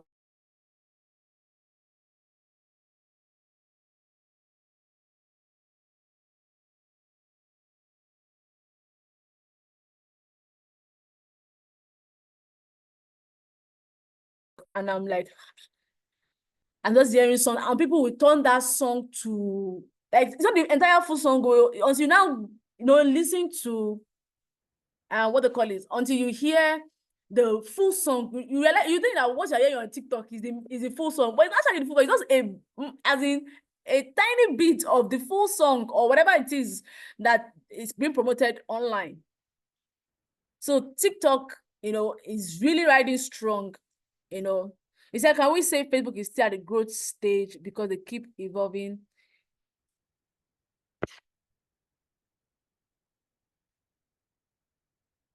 They keep evolving at the stage they've gotten to. If they stop evolving, they'll be left behind. Yes, at some point, right? Facebook got to their maturity stage. A lot of people were not, do you understand? A lot of people were not using Facebook anymore because they focused on Instagram. They bought Instagram and all of that. So Facebook got to that stage. But then I realized that, if they don't do something about it, they are going to decline and people will just really forget about Facebook. So that's now, revolve and, reinvent Facebook, how it will appeal. Though they've lost some users, but they retain some users. I think most people, most especially the people, millennials and baby boomers, are still on Facebook. I don't know if many of us are very active on Facebook. There's the difference between you being on Facebook and being active on Facebook. You can just have an account and you're not active. Someone like me now, I have an account, but I'm not active. Well, I was active, then when it's open, I was able to connect with my classmates, blah, blah, blah, blah, blah. But at some point, I didn't see how Facebook was serving me, because the same thing I could see on Facebook was what I could see on Instagram, right? And there were more interesting things on Instagram than me going to Facebook. Was very boring. So now what Facebook has now done is to now turn Facebook to a marketplace, not necessarily for social. So that was the innovation they did. They turned it to a marketplace, so you can, direct your products, via Facebook marketing. You can get some stores. Yes, can you hear me? Yes, kindly let me know when to move my slide. No problem. I'll let you know. I'll let you know. Do you understand? So that's I'm just trying to give an example so that we really understand what it means when it comes to product and service, management. Okay, if you have more questions, just note it down. I will take it after my session. Okay, so again, as a product manager, as a smarter product manager, recognizing these stages will help you to decide whether to invest, right, innovate, or retire an offering. Some organizations, they've let a particular offering and move to the next, because why? It has gotten to its maturity. There's nothing to innovate about it again. So they just leave it and move to something that is needed at that point. So if you say you're a smarter manager, you have to know at what stage do I need to invest to from taking me from launch to growth. That's the time you need investment, when you're at the point of launch to growth, or at the point of ideation, ideas. Do you understand? Or innovate, when you're at the point of growth, or you're already getting to the point of maturity. Oh, we need to innovate so that we don't get to the decline stage, right? Or you've matured, that product have matured, is already doing well in the market, and just even go to the next thing. That's a particular company can be doing 5-4 things under one particular organization. Okay, so now let's look at strategies in product and service management. Okay. So what drives success?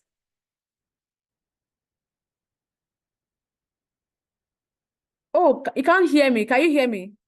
Have I been going on and off? Please just let me know when I go Oh, off. you've been very audible. Oh, okay. From my Okay. end, yes. Oh, okay, perfect. Thank you. Thank you. Okay, so now want to quickly look at the strategies in product and service management, right? So what drives success? What drives success? Number one, innovation and differentiation, right? You need to keep improving, right? You need to keep improving. Don't wait till you are outdated. Don't wait till your product, becomes outdated. Keep evolving, keep evolving, keep evolving, keep innovating. And that's where agile comes in, agility comes in, right? So that's one. The next thing is customer-centric design. Whatever product or service you are trying to provide, ensure compulsorily that you are thinking of your customer first. Many of us, when we, like I tell my team in the office, I say, when you're designing a website or you're creating a product or whatever it is you're doing, don't do it because it makes you happy. Like, oh, this thing looks great to me. Oh, I like the way because you're only thinking about you that are designing the product, right? Or you're designing delivering the service. You need to think about your customer, right? If my customer sees this, how will they feel? So you have to be very customer-centric, like as in extremely, if it's, if I could use that word. Because anything you're doing, whether it's a product, whether it's a service, it still boils down to your customers. They are the ones that you are doing all of those things for. So if you don't put them into consideration when you're designing your product or your service, then you've not won their heart yet. So you need to ensure that there is alignment with your customer needs, your customer expectation. Constantly listen to them by collecting data, feedback through surveys, trends. What is happening now? It's just like Transformation College now. They have a course on artificial intelligence. Because why?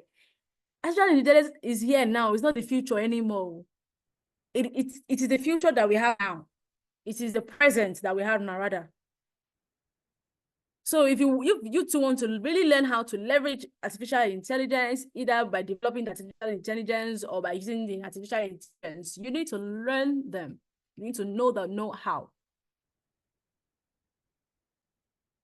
So that's aside, that's an example just giving. So you, for us who are on this call, whether you are a student or professional, what is that in-demand skills that organizations are looking for? And that you can, jump on and take advantage of. Or you are a business person, you run a business, or you run an organization, or you work with an organization. What are people looking for? Is it in fashion? What is the fashion trends? Is it in service? Whether it's an app or whatever it is, I'm just saying that you need to ensure that your customers are in the forefront of whatever concept you're working on. Continuous improvement, continuous improvement and feedback, integration boils down to your operational excellence, right? How you deliver consistently and efficiently.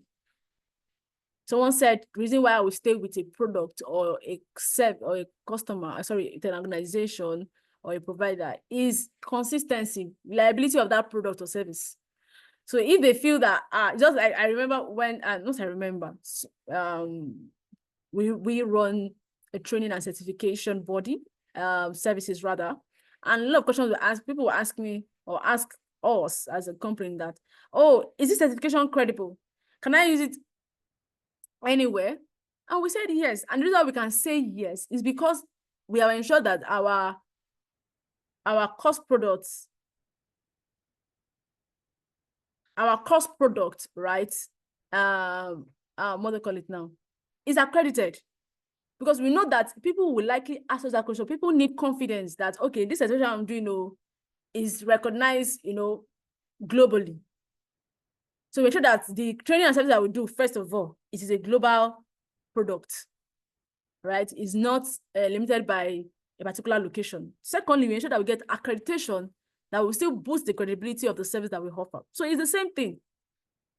If you say you're a makeup artist, and someone maybe wants to become a makeup artist for your organization, they will ask you, okay, do you have any certificates in makeup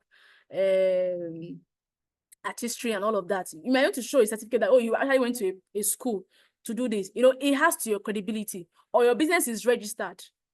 I don't know if you get my point. So it's very important that, as part of your operational excellence, cost management, you need to ensure that you manage your costs. What is the cost of production?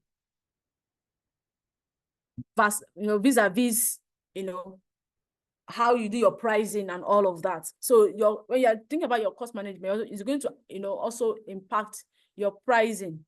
Okay, not because you are trying to say you want to get people get people to buy your product, right? Then you give them a very ridiculous price as against your competitor, and at the end of it all, it's not profitable to you. You're never able to even take care of your operational expenses, not to talk about having profits. So it's very, very, very important that you put into consideration cost management and scalability of your business. Okay. So let's move on to the challenges.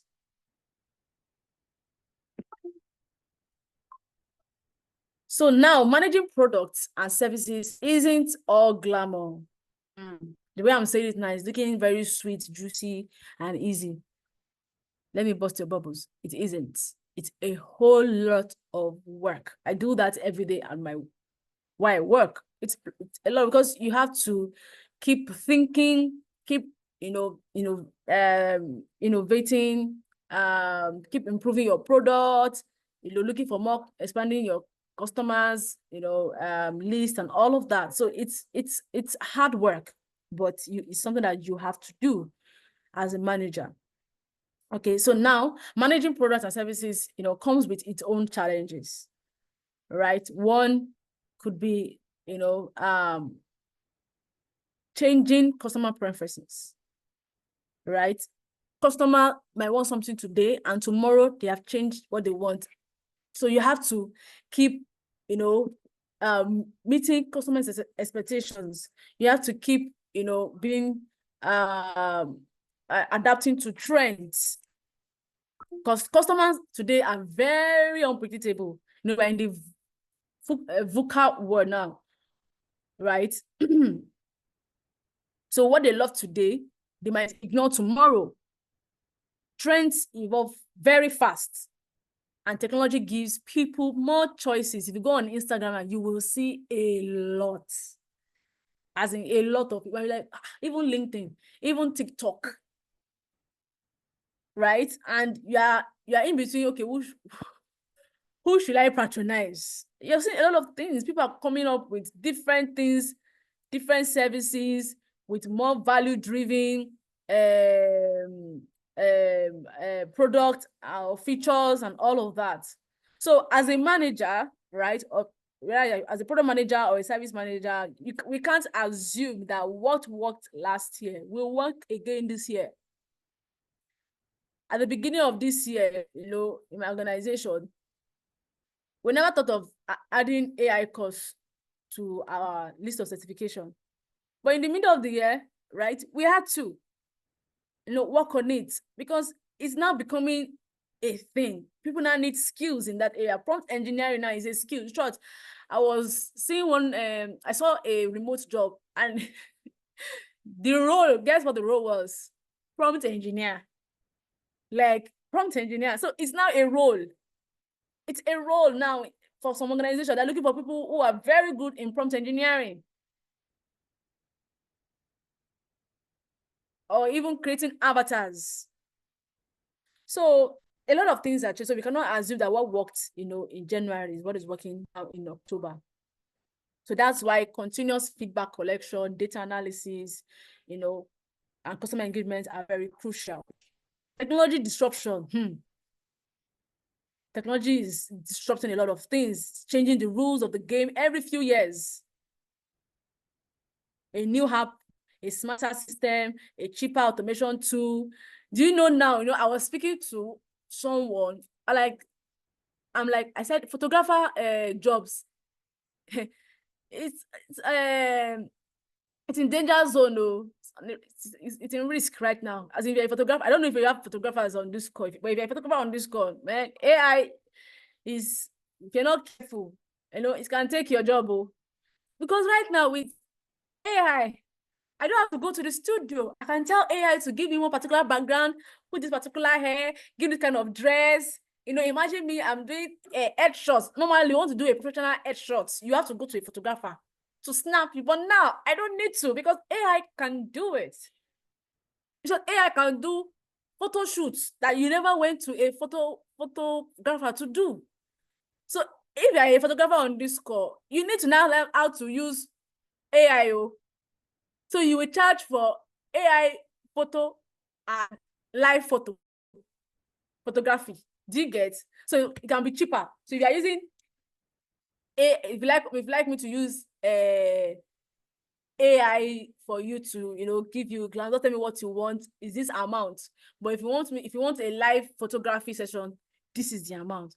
So if you're a photographer on this call, you need to now know how to use AI to do your photography, because if you don't, you just realize that you're out of the market, like really out of the market.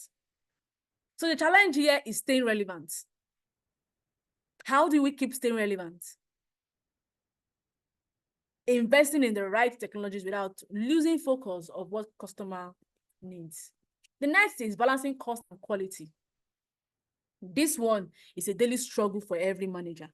How do we balance cost with quality? People are asking for, a 100% value, and yet they want to pay 20% for it. They want to pay 30% for it. So how do we, deliver high quality without overspending? So customers want premium experiences at affordable prices. Meanwhile, organizations want profits. Yes.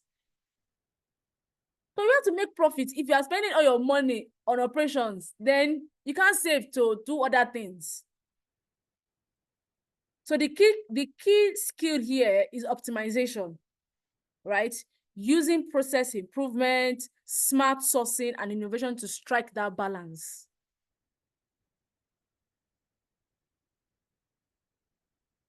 Anyways, so as a smarter manager, right, you don't just cut costs. Rather, you find creative ways to deliver value more efficiently. For example, now Toyota Lean manufacturing model is a perfect case. They are cutting waste by improving product quality. So we need to also imbibe something like that in our organization. Okay, the next one is global competition. The marketplace isn't local anymore. Isn't local anymore. For us now, I remember the time we used to have Naira price. Now we don't have Naira price on our courses. It is, dollars, because we're speaking to a global audience. Our market is not just Nigeria. We want to get people from Canada, from UK, from Brazil, from Korea, from China, and all of that. So we have to use a global currency. So the marketplace isn't local anymore, right? So you can be a startup in Nigeria and be competitive with one in London or Singapore. So global competition means that you are not just measured against local standards, rather you're compared to the best in the world.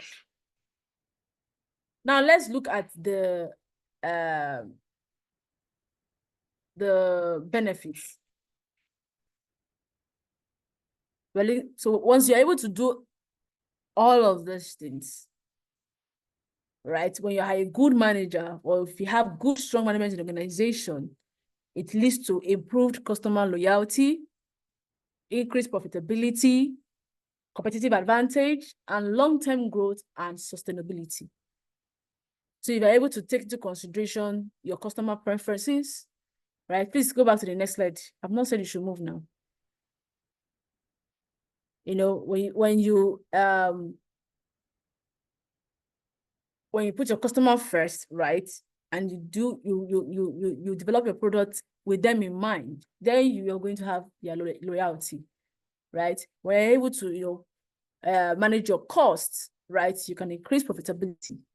When you're able to understand that your marketplace is not more local, that you can be in a particular place in Lagos, right, and still be able to compete with somebody in London. That's a competitive advantage with technology that you have. And lastly, long-term growth and sustainability. Very, very important. That you don't think about just now, but how long your business will last in the global market space. Okay, so let's move on. So let's look at this case example, right?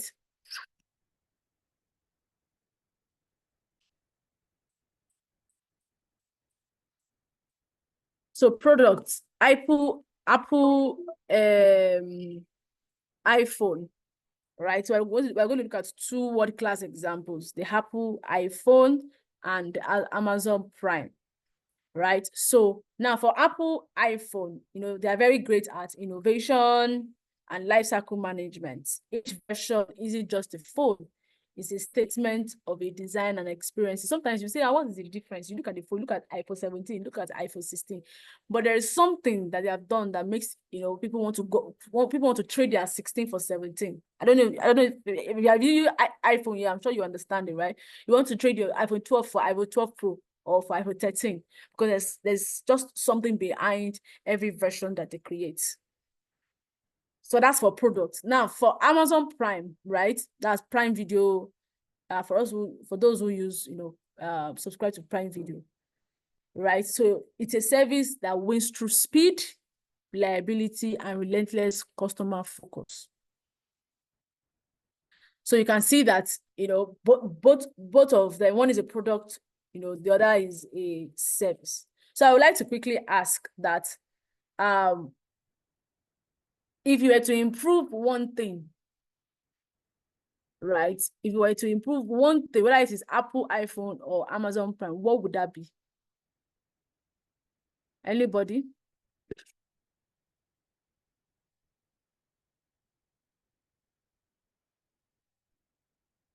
Anyone? If you're called now by Apple organization and say, oh, Zara, if you're going to improve anything with iPhone, what would that be? Or an Apple laptop, what would that be? Or Pretty Beauty. Well, if Amazon should call you today and say, oh, please, we'd like to hear from you. We're going to improve anything with Amazon Prime Video, what would that be? Any thoughts? Any contributions?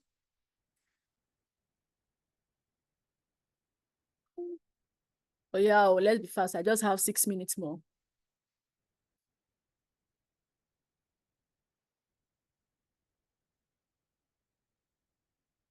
Can we still hear me? Let me know I'm still communicating. Yes, we can hear you now. Okay, so I said that if you were giving anybody, please can just respond. Just imagine if you were given that opportunity to just tell them what they should improve, what would that be? Okay, do you have any iPhone user on this call? Let me even start from there first before I even ask.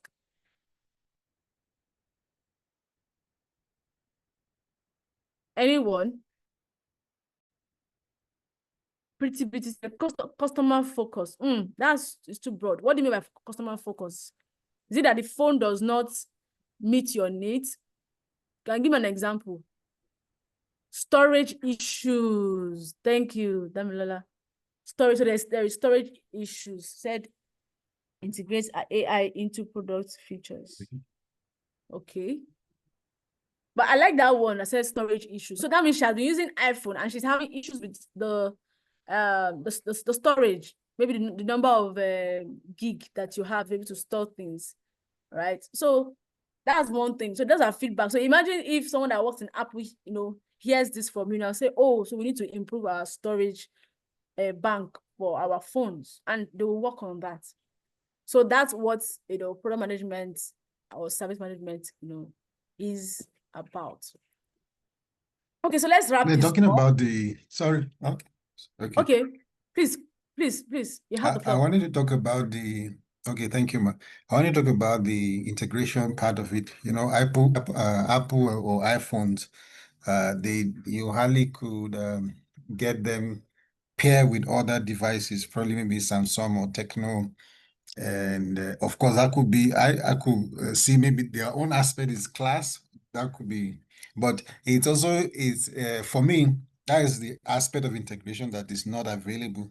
And then the second part that we mention is in their application. If you want to download every application, you must pay for it. Unlike other phones like Samsung, Techno, and the likes, you don't have to pay for any application that you want to download. Those are the things I needed to talk about anyway. Yeah, thank you. Thank you so much. Yeah, so you're also right. I also use iPhone, and you're absolutely right, right? So only if they could just, if they have, if they're the ones on this corner and listening to this, I'm sure that they will have to take into consideration to improve their product. But if not, some people just say, well, I'm not using iPhone again, I want to go to Samsung. Because look at now, you compare them to Samsung and other phones because they are able to meet your expectation, because you have an expectation. Every customer has the expectation. So if a product is not meeting that expectation, they will leave that product and go to the one that will meet their expectation. So that's what customer satisfaction is about. Customer satisfaction is about meeting customers' expectation or even exceeding it. So if you own a business here or you produce a product here, this is a keynote for you. That once you designing your product or whatever it is you're doing, again, let's be customer centric. But you cannot do this by just assuming. You have to have data, and you can only have this data through feedbacks, through surveys. All right, you can do focus groups that say, oh, I want this is particular, but let me just hear from data. Okay, I'm trying to create this app. I'm trying to do this. What do you think? If I do this, will you like it? Will something be appreciated? And get their opinion and use that to fine-tune whatever product or services that you're delivering. Okay, so we're coming to the end of the session. Just before I stop speaking, so let's just wrap this up in key 3 takeaways, right? Number 1, if there's nothing else that you take from this session, this number 1 thing, please put it in your left arm so you don't lose it. Products and services are both vehicles of value creation. Do you understand? Both of them. So products and services are both what? Vehicles for value creation. Number 2 is that successful managers balance innovation, efficiency, and empathy. Again, if you want to be a successful, smart manager, you must learn to balance innovation with efficiency and empathy. And finally, always think life cycle. What's next for your offering? Don't just start, I want to do fashion, and that's a boom. You have to take it in stages. Do you understand? Just like a child grows from a baby, from a fetus to a baby, from a baby to a child, to toddler, to teenager, to adult, to old, and all of that. So you have to think of your product or service as a life cycle. So always think life cycle, right?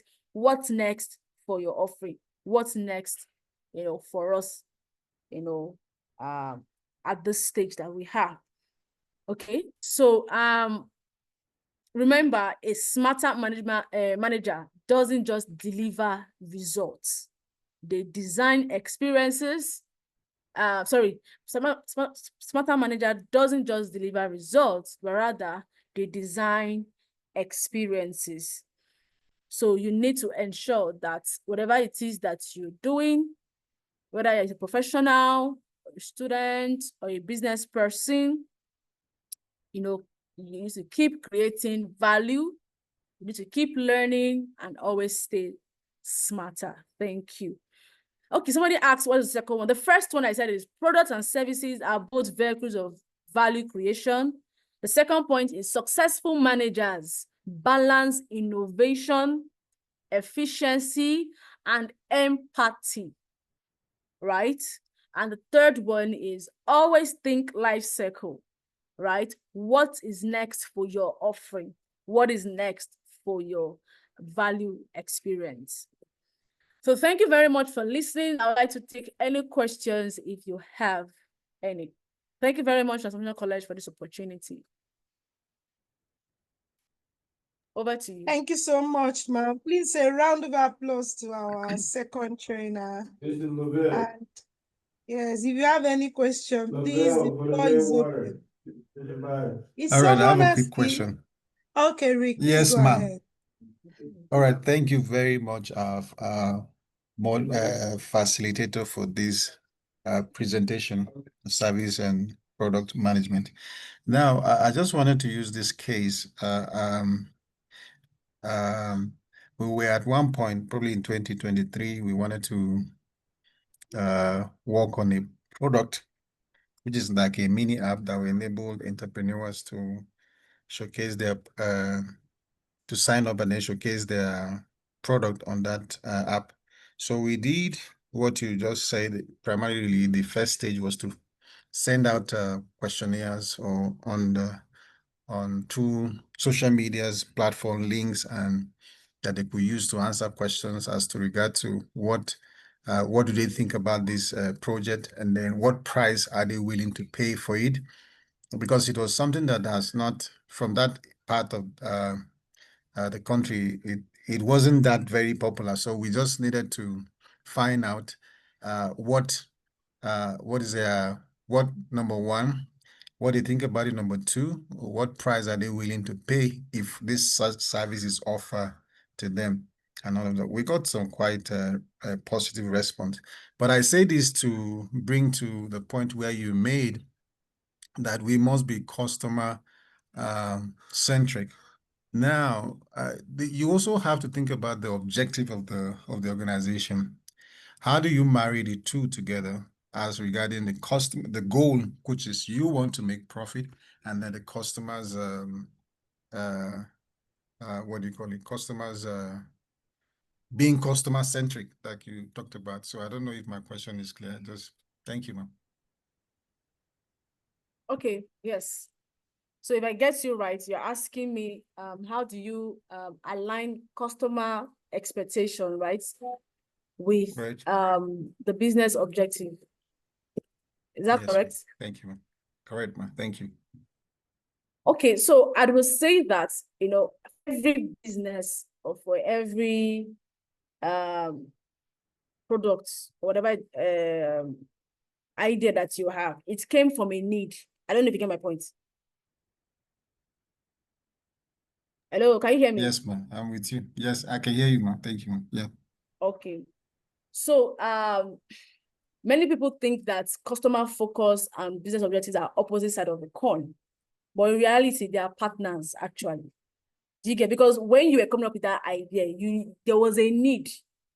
If there was no need or a gap in, you know, for that product, you won't come up with it, that idea or the app we talked about, right?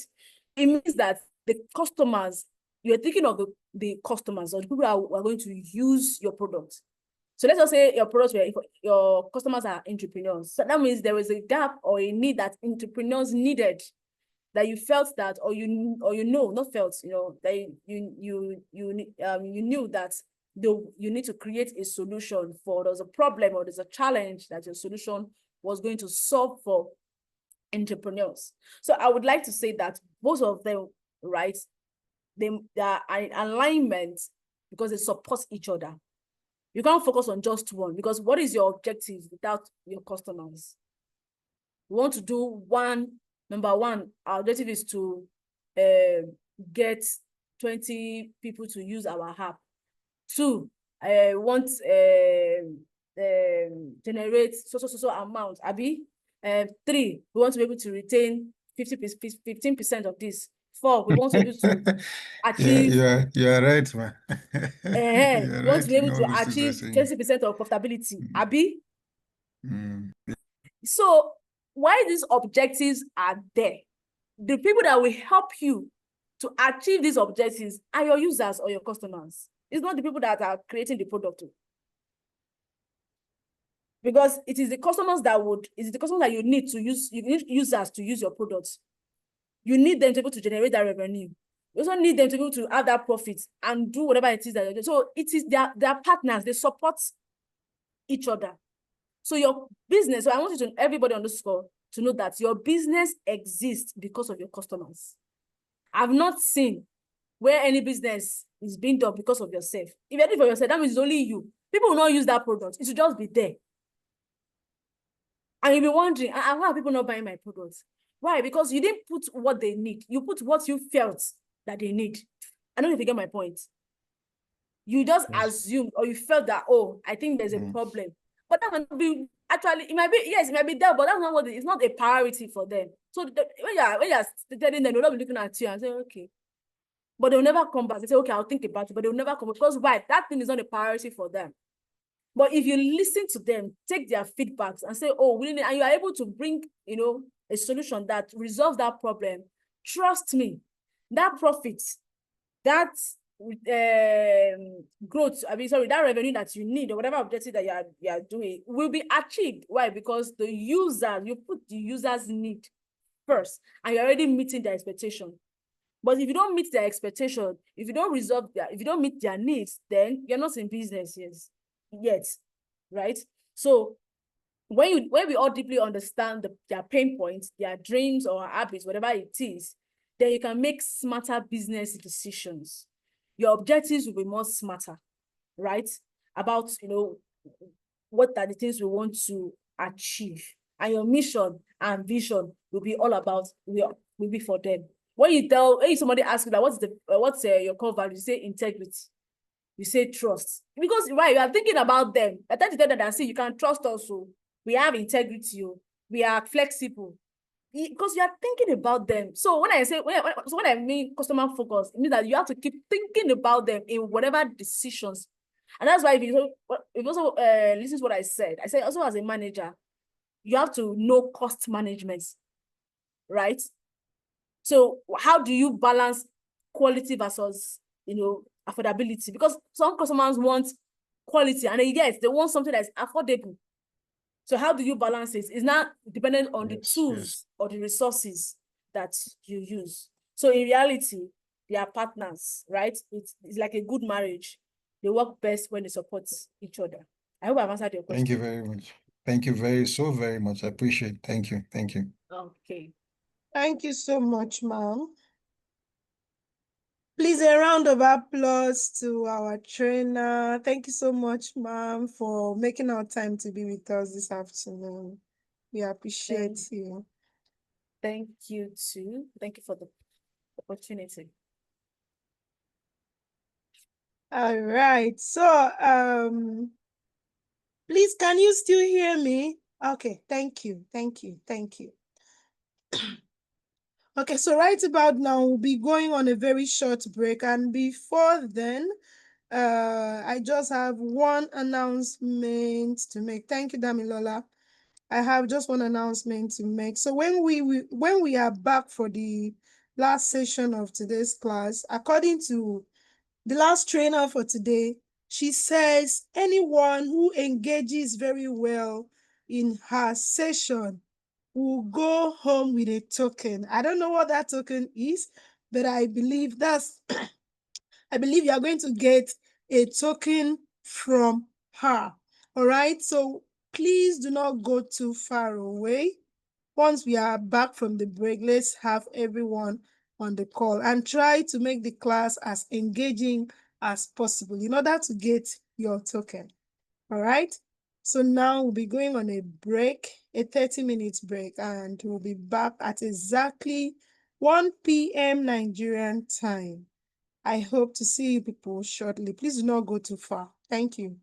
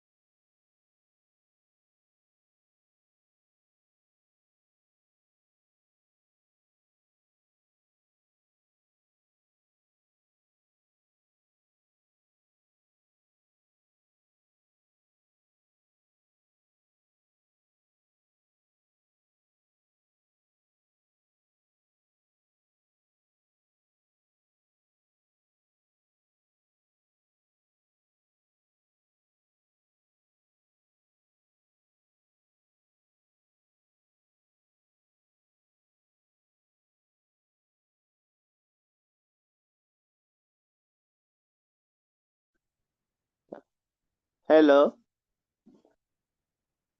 please, all are you there?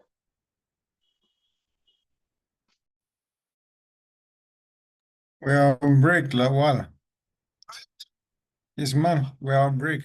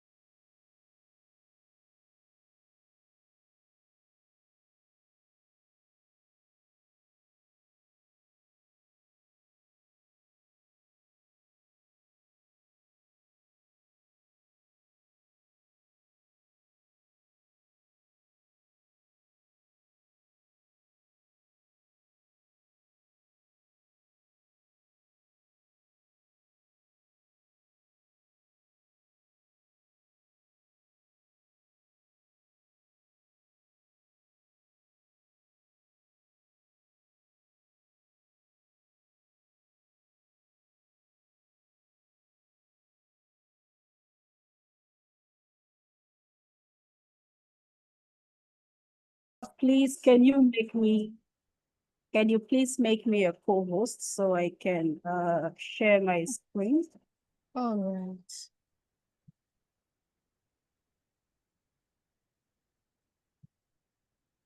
Then go ahead. All right. Good afternoon, everyone. It's a pleasure to be one of your trainers today, and it's going to be a very interesting session. I promise you that. And I've been on this call since morning, and I want to commend all those who are still with us on the call even at this very hour. Okay, so let me quickly share my screen and we get on with the session. Okay. Please confirm if you can see my screen from your end. Yes, we can see your screen, ma'am. Okay, great. All right, so two things. I think for everyone on the call today, for you to have registered for this course, it is either you are an entrepreneur already and you want to improve on your skills and also gain more knowledge, or you are an aspiring entrepreneur. Okay, and it is a good thing because, I mean, look at the world today. The richest men in the world today, the people who are mostly well known in terms of wealth in the world today are entrepreneurs, right? If we come down to Africa, Dangote is an entrepreneur, right? He is not, he's a problem solver. And as long as you solve problems, you actually would smile to the bank. I mean, there are no doubts about that. Okay, so we're going to be looking at leadership and management, and then we'll proceed to look at quality and process management. Now, for the first session, which is, excuse me, for the first session, we'll be looking at the takeaways. So what we'll be taking away from this session is that leadership and management goes hand in hand. Okay, equals to failure. Would also take away the fact that leaders inspire, managers organize, and also that communication and motivation drives teams. So that's what we'll be taking away from the first session of class this afternoon under leadership and management. So before we continue, I would like to say that the most interactive person in today's class will be going home with a token from me. Okay, so it is not just me alone going to be doing the talking. I would like to see your chats, your responses in the chat room. And if you can unmute yourself to speak, that's great. So moderators, please take note of this because I would need to get that response from you to know who was the most interactive at the end of our session.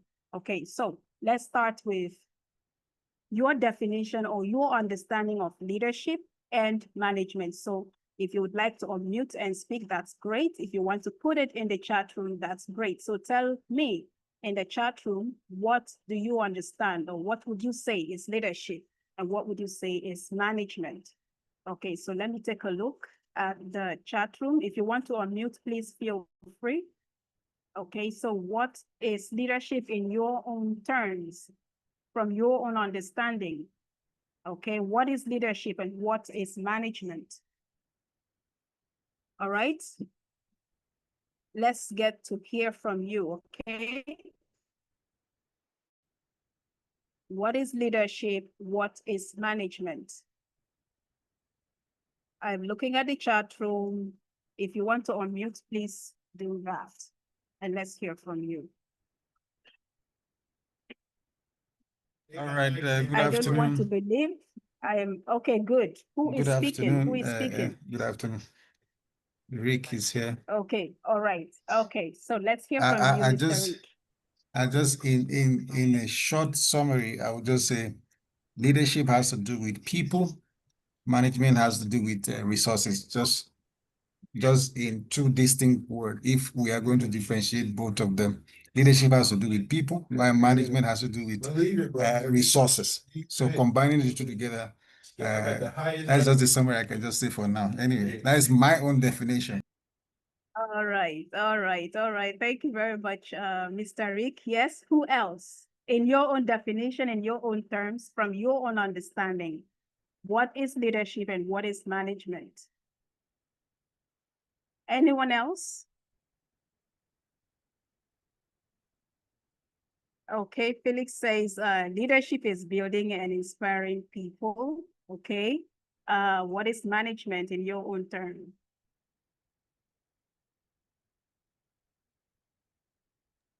How about Can you hear others? me? Okay, good. Pretty Beauty. Okay, yes, I can hear you. Yes, go ahead. Okay. What is leadership and what is management? Okay, my own term, leadership has to do with setting of vision, aspiring people. But while management concentrates on planning, organizing and controlling processes just to achieve a certain goal. Okay, great. Okay, thank you very much, Pretty Beauty, for your definitions. Okay, and Felix says management is organizing and controlling resources. All right. Okay, so thank you very much to all those who have responded in one way or the other. You are all correct. Okay, so now from me, right, management and leadership. So leadership is the ability to inspire. I think beauty was close to my own definition, right? Leadership is the ability to inspire, influence, and guide individuals or teams towards achieving a shared vision or goal. And your definition of management was also close to mine. Felix, I see your definition also close to mine. Mr. Rick, yes, something close to that as well, right? Management is the process of planning, organizing, coordinating, and controlling resources to achieve organizational objectives and objectives efficiently. Now, do you agree with me that as an entrepreneur, it is important that you have good leadership and good management skills? Who agrees with me? If you agree with me, say yes in the chat room. Put yes in the chat room. Or if you disagree, say no in the chat room. All right? Do you agree that as an entrepreneur, you should have good leadership and good management skills? Okay? All right, good. All right, so everyone on this call, either you are an existing entrepreneur or you are an aspiring entrepreneur, it is important that we pay attention in this class and also take home very vital points to also help in our businesses as the case may be. Okay. So having said that, let's look at these real life scenarios, right? So a college assigns a group project, okay? And student A takes the lead by motivating everyone, setting a vision for success and encouraging creativity, while student B organizes the tasks, ensures deadlines are met, and checks everyone's progress. So the question here now is, who is a leader and who is a manager between student A and student B? So can you put your response in the chat room? Based on our definition of a leader or leadership and management, right? So who is the manager and who is the leader between student A and student B? So let me look at what you have in the chat room. Okay, student A is a leader, student B is a manager, Mr. Rick, okay? Pretty Beauty, say student B. Student B is who? Is what? A leader or a manager?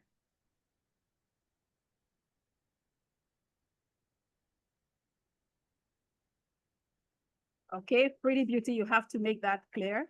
Okay, who else? Yeah. I mean, it's not just two persons. We don't just have two persons in the class today. Student B is who from Pretty Beauty? Is student B the manager or student B is the leader?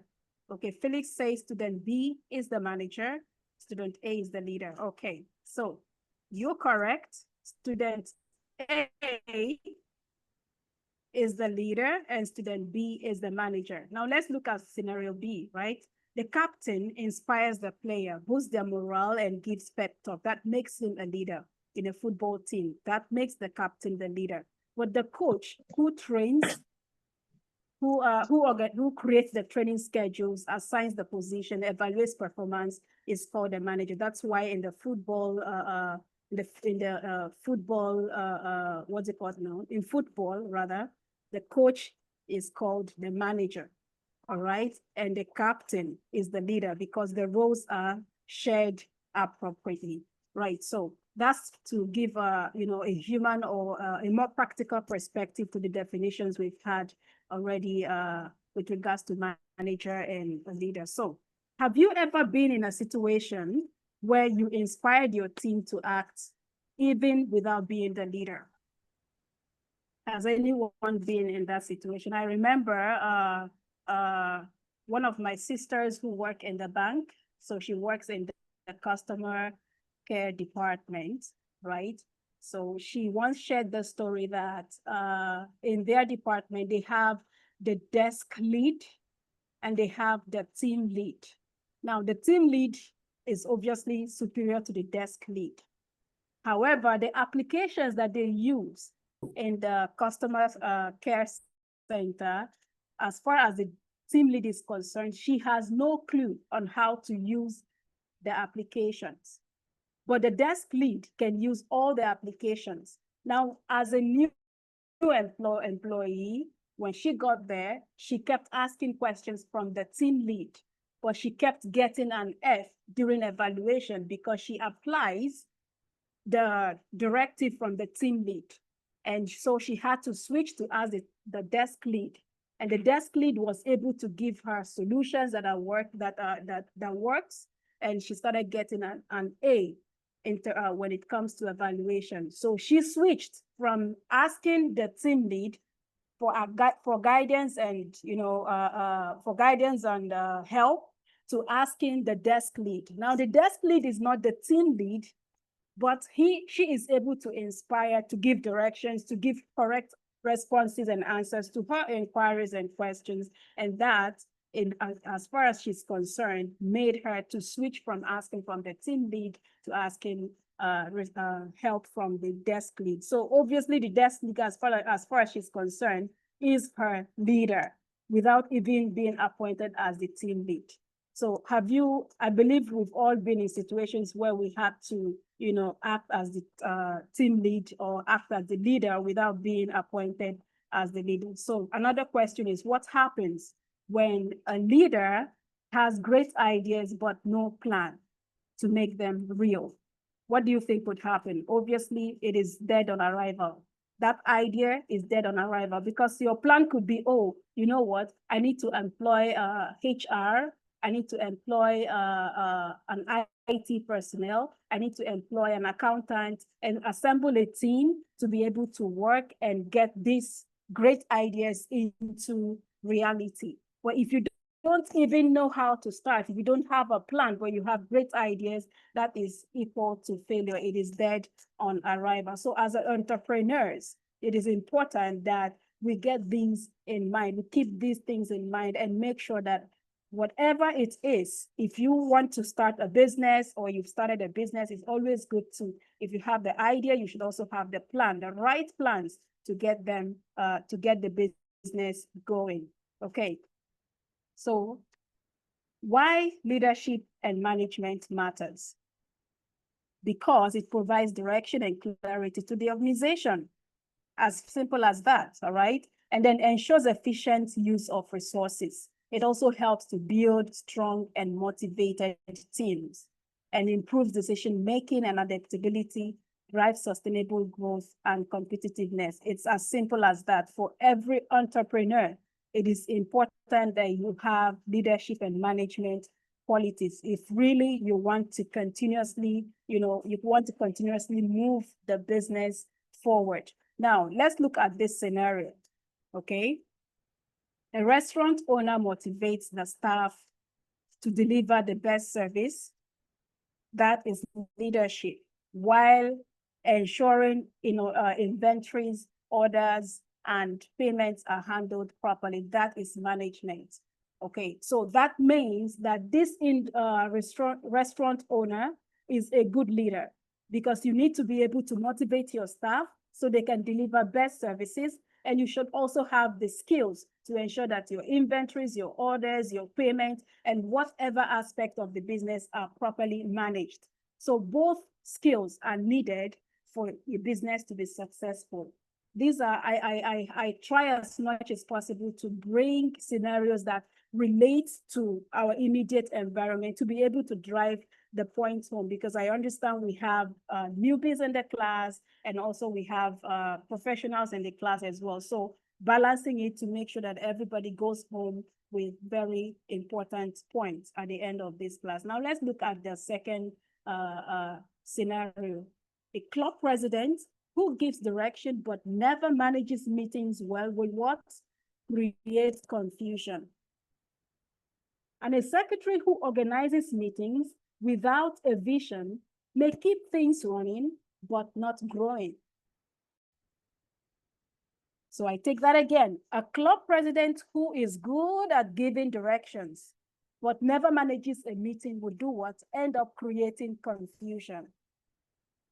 And a secretary who organizes meetings without a vision may keep things running, quite all right, but not growing. Okay, I hope that makes sense to everyone. All right. So having said that, we move to the question. What do you think make people follow leaders even when they don't have a title? So I want to hear from you. What do you think makes people follow leaders even when they don't have a title? I gave an example of my sister who works in the bank, where she had to not follow the actual team lead, okay, but follow the desk lead. Now I gave reasons why that happened. So what do you think makes people follow leaders even when they don't have a title? Let me hear from you in the chat room. Quickly, quickly, quickly. Yes, yes, yes. Or you can unmute yourself and speak. We cannot move forward without your responses. So please, let's have your responses in the chat room. And they don't have the title. Inspiration, guidance, direction, okay? Okay, they are meant to obey the leader and follow instructions given by the leader. Yes, we understand that is if the leader is actually a leader in the true sense of it, Kayode. But then the question is, why do you think people follow leaders even when they don't have a title? So I think I would go with Mr. Rick. So someone who inspires you, someone who gives you guidance, who gives you directions, you know, and provides you with the necessary assistance that you need. Even if they don't have a title, as far as you're concerned, that person is your leader, or that person gives you directives on how to go about your job. That makes the person the leader you would prefer to follow, right? Now, can a team survive if it only has management but no leadership? For me, I think it is a no. A team cannot survive if it only has management but no leadership. But maybe someone else have a different thought about that. Do you think a team can survive? Mr. Rick says no, okay? So I don't think a team can survive if it only has management but no leadership. Okay, so let's move forward. Sorry, Miss Edith. Let me just highlight on that. Yes. I'll just give this illustration. It's like trying to sit on 4 chairs. You know, I just want to use this analogy to say that management and leadership are like sitting down on a chair that has 4 legs. And imagine that leadership has 2 and then management has 2. Take 2 I mean, take two legs of the chairs. Can you be able to sit properly? Mm. Does that make sense? Makes So, sense. Yes. yeah. So, in all sense of it, leadership and management, just like you earlier said in the introduction, they work pari passu perfectly. You can't do without the other. Thank you very much. All right. Thank you very much for that. Thank you so very much. Okay. So let's move ahead. Now let's look at the importance of leadership and management balance, right? As you can see on your screen, and I think we've established this: vision without execution equals failure. And execution without vision equals stagnation. So in other words, a strong organization needs to integrate both. Okay, so we've already established that for you to be a successful or a good entrepreneur, you need to have both management and leadership skills, right? So as an organization, it is important to integrate both. There has to be vision and there has to be plans to execute those visions. Okay, all right. So having said that, let's look at these examples, right? So a startup founder has a big dream to build a new application, but never sets deadlines or organizes the team. What happens? Failure. Failure is inevitable because we've already established vision without execution is failure. So a startup founder that has a good dream to build an application, but he never sets deadline. He never organizes the teams and puts every other things in place. Obviously, that dream is a failure already. And then another startup focuses on daily operations, but never innovates. That means stagnation. We've established that execution without vision leads to stagnation. So a startup focuses on daily operations, but never thinks of innovating. Obviously, would lead to stagnation. So now my question is this: can you think of a company that failed because it didn't innovate? I have one right here at the top of my memory, right? So can you think? Can you put in What's the this chat company room? that was Stein? Was this okay, I wanted to. What's this company again? Is a tele? Okay, it's not. This is not before Nokia. Is Think now. Yes, think. hey, blue something, blue what? Blueberry, something like that. Blueberry, yeah. Okay. Is it Okay. blueberry? Yeah, blueberry. Yeah, I think that's it. Okay. All right. So you see, I see Nokia, I see Go, I see Blackberry. I Nokia, know you were Blackberry, and all. I said I was supposed to say blackberry. I said blueberry.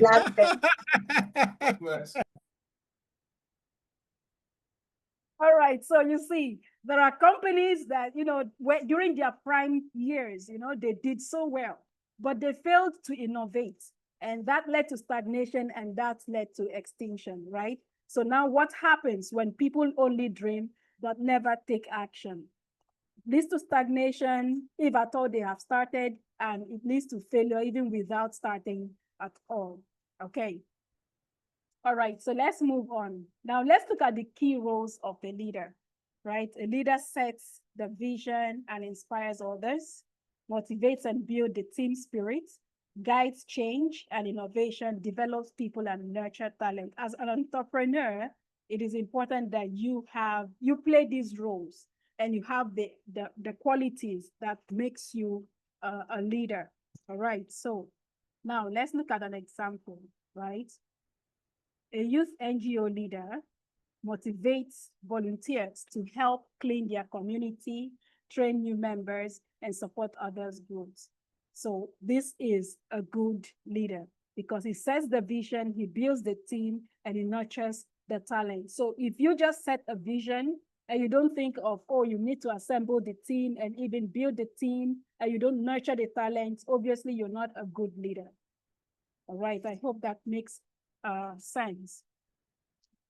Okay, so now let's look at the key roles of a manager. We've looked at the key roles of a leader. Now let's look at the key roles of a manager. A manager plans and allocates resources, organizes tasks and structures work, monitors performance and ensures compliance, solves problems and manages risk, and lots more, right? So having said that, let's look at the benefits of effective management and leadership. The benefits are there will be high performance culture, there will be employee engagement, and there will be sustainable growth. Now let's look at this example, right? McDonald's success comes from strong leadership, talking about vision for consistency, and effective management, talking about training and quality checks. And because of this, the results are engaged staff, satisfied customers, and growth. Look at how many years in existence now that we have been enjoying McDonald's. Maybe, of course, probably not here in Nigeria, right? But McDonald's has come a long way, and that's because they have good vision and they have, good management, and they have effective management as well. Strong leadership and effective management as well. So as an entrepreneur, if you do not have strong leadership and effective management skills, you are bound to not go far in your business. The purpose of this session is to make sure, to help you understand that as an entrepreneur, it is important that you have good leadership skills and good management skills to be able to manage and handle the affairs or run the business effectively. Okay, so why do entrepreneurs need leadership and management skills? It is simple. Leadership skills to inspire people, management skills to be able to organize and control. It's as simple as that. As an entrepreneur, you need leadership skills to be able to inspire people. And you need management skills to be able to organize and control how things get done within the organization. Okay, so when it comes to management skills, we're talking about planning of tasks, managing money, tracking progress, making sure everybody stays on target and all that. So without leadership, a business has no direction, and without management, a business has no structure. So we have agreed that it is important as an entrepreneur, you should have leadership skills and you should have management skills. So in summary, leadership helps entrepreneurs dream big. Management helps them make the dream real. Leadership helps entrepreneurs dream big, and management helps them make the dreams real. Okay, so having said that, we would move over to quality and process management. Now, first of all, the key takeaways that I want you all to have at the end of this particular session is that quality is everyone's responsibility within a business or within an organization. Quality is everyone's responsibility from the first point of call to the top management. It is everybody's responsibility. And then process management creates efficiency, okay? And continuous improvement never ends. It's a cycle, it is continuous. Then data is the foundation for smart decisions. And we're going to see why this is important. Data is the foundation of smart decisions. There's no way you run a business and you don't have data. Data helps you take effective decisions, right? And then customer focus ensures relevance. As long as you have customer focus in mind, you would always remain relevant. But the moment you lose touch with your customers, then you begin to go extinct, right? And then effective leadership and management builds sustainable growth. So these are the 6 takeaways that I want you all to have at the end of this session. Okay, so let's get started. What is quality and what is process management? What is quality and process management, rather? So quality and process management ensures standards, efficiency, and customer satisfaction. It focuses on continuous improvement and defect prevention, and it helps mapping, monitoring, and optimizing processes, and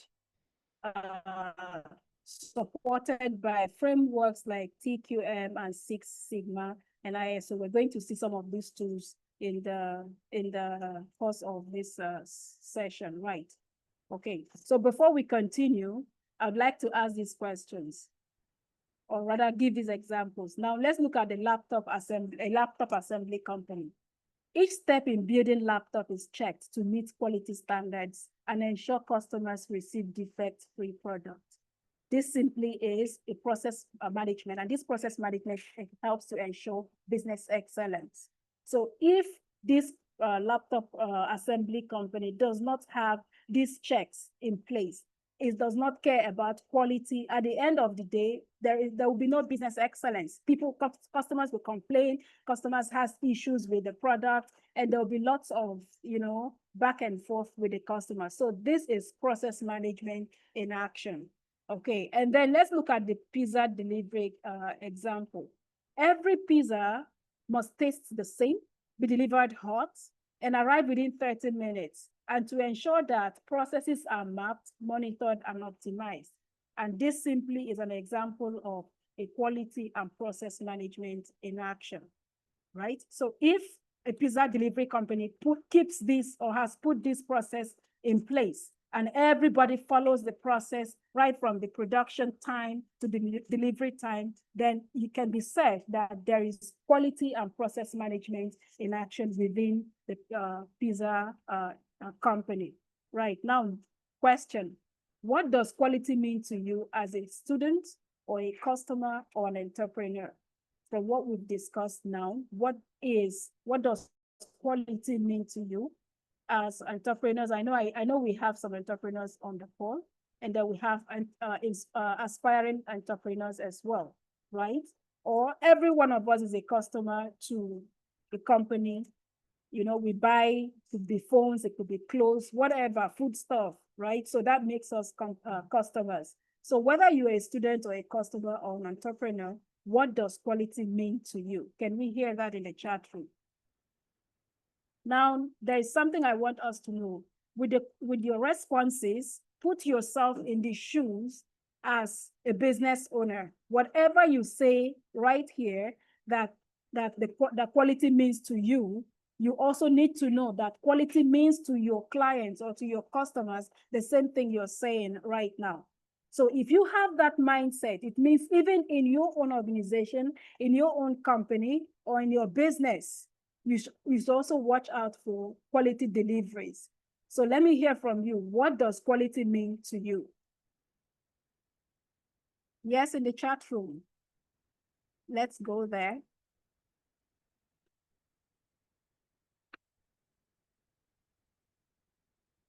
Okay, Mr. Rick says quality means satisfaction. Okay, Felix says quality means efficiency in goods and services. Okay. Yes, more responses, more responses. What does quality mean to you? Okay, so let's move to question 2. How do you feel when you receive a poor quality or service? How do you feel? Okay, Pretty Beauty says quality is a degree of something for excellence against its kind. Okay, great. So how do you feel when you receive a poor quality or a poor service? Does it make you feel good? Does it make you want to patronize them again? I don't think anybody feels good when we receive poor quality or poor service, right? I'm comfortable with the service, yes. The satisfaction, yes. So if you don't feel good when you receive a poor quality of product or when you receive poor service, now I ask you, in your own business, at your own place of work, okay, how do you feel when people complain that your services are poor? Do you get offended, or are you motivated to do better in order to give a better service, in order to give a quality service? So if you say quality means to you that the product should be effective, now the services or the product that you offer or you deliver to your clients, does it make them satisfied? So we have to be, we have to put this into consideration. How we feel when we receive poor services, poor quality of product, is the same way our clients or customers feel when they receive same from us. And so as entrepreneurs, we have to have the customers in mind, customer satisfaction in mind, in order to continuously give the best service or the best quality of product as much as possible. Okay. Now, key principles, there has to be leadership, the commitment of the leadership in this, in order to ensure that there is quality and process management within the organization or within the company, right? And there should be continuous improvement. If there are no continuous improvement, just like to go, just like BlackBerry, you go extinct, right? And decisions has to be data-driven. If you don't have data to back up what you're doing, you are just acting, you know, off the top of your head. So as a business owner, you wake up today, oh, maybe you're a business owner that develops or designs phones. And then you wake up today, you say, you know what? I think the camera at the back of the phone, we should make it bigger. We should make it bigger. And then you just go ahead and give instructions to make it bigger. But you don't even do, you know, carry out a survey with your client, with your customers to find out if they really, what do they really want? Do they prefer it remains small, or do they prefer it gets bigger? So without that data, you can take decisions that would end up hampering the progress of your business, right? And also there has to be employee involvement. So the same example, you wake up and you just want to change the size of the camera at the back, whereas probably your employees, because they're the ones interfering with the customers directly, at one point in time, they might have had maybe they might have had complaints from the customers. You know what? I think the camera should be made smaller. You know, make it smaller and then increase the what's it called? Is it pixels now or whatever, to make the images sharper and all that. And they've been getting these complaints. But you, because as a business owner, you feel, oh, I can take the decision without even involving the employees, and you go ahead to make it bigger, whereas your clients want it smaller, and you give the instruction and it is made bigger, and then your customer starts to complain. But we don't like it this way, and before you know it, they change their they switch to maybe other products, and then your business gets stagnated and all that, right? And then it has to be customer focused. We've said that already. So having the customers in mind would help you to continuously innovate in your business, would help you to continuously improve in your business. So these are key principles of quality and process management. Now let's look at these examples. Netflix personalizes your movie suggestions. So for those who watch movies on Netflix, let's say you like the horror movies, right? And then you've watched the first horror movie, and then the next thing, Netflix brings up other types of horror movies to you because they are personalizing. Now the algorithm has shown that you like horror movies. So they bring more suggestions of horror movies to you because they are customer focused.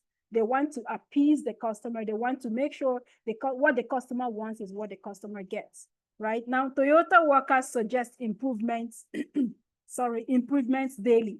And that's employee involvement, because they're the ones who interface with the clients. They're able to suggest improvement based on their interactions with the customers, right? And then Google updates its search algorithm regularly. Why? Because the algorithm gives them updates, probably with your cookies that is stored on the site and all that. They use that to continuously improve their services to you. And of course, TikTok uses analytics to adjust recommendations, and that simply tells you that they are data-driven.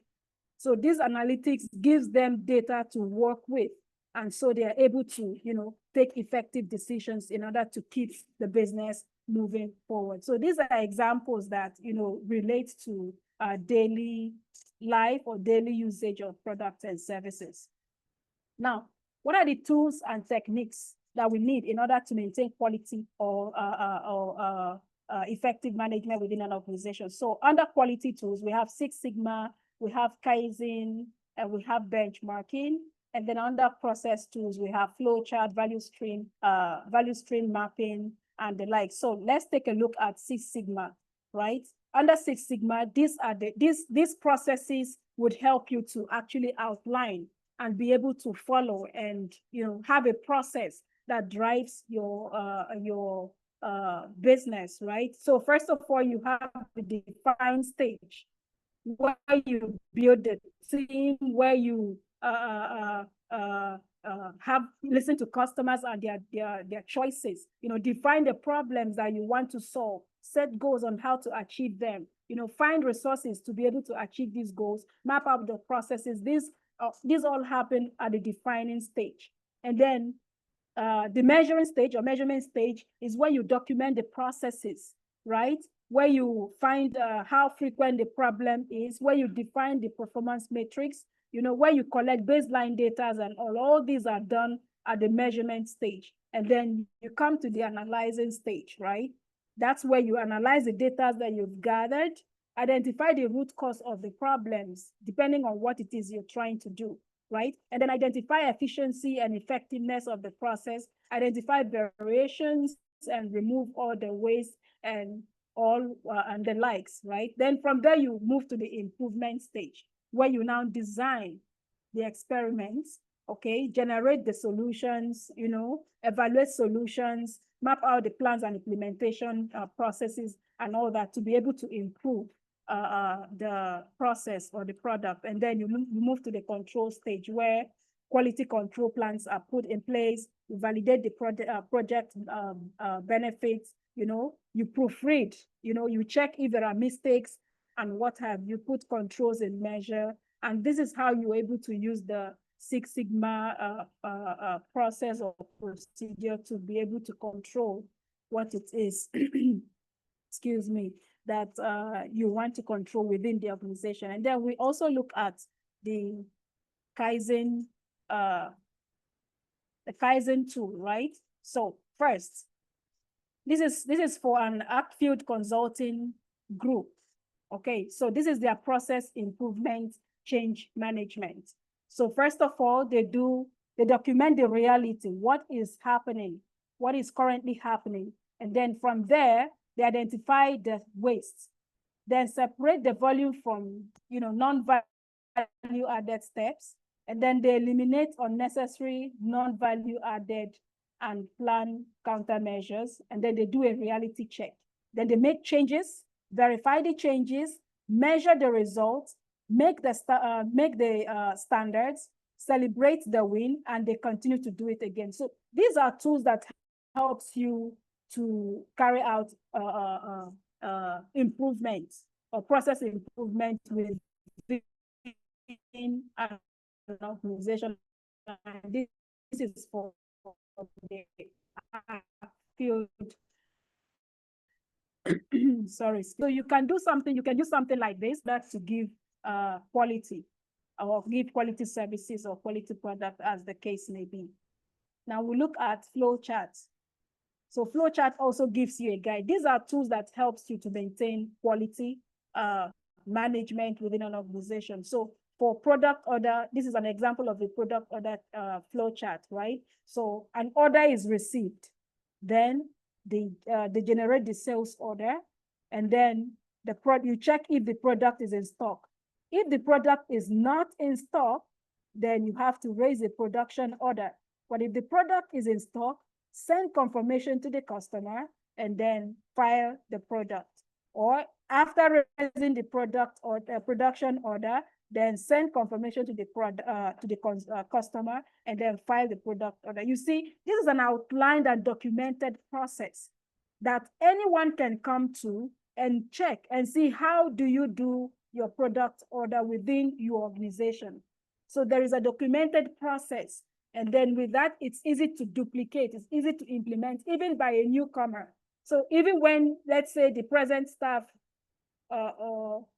leaves the organization, but because this process is documented, anybody who replaces him or her can look at the document and understand straight away how to handle the production order and then follow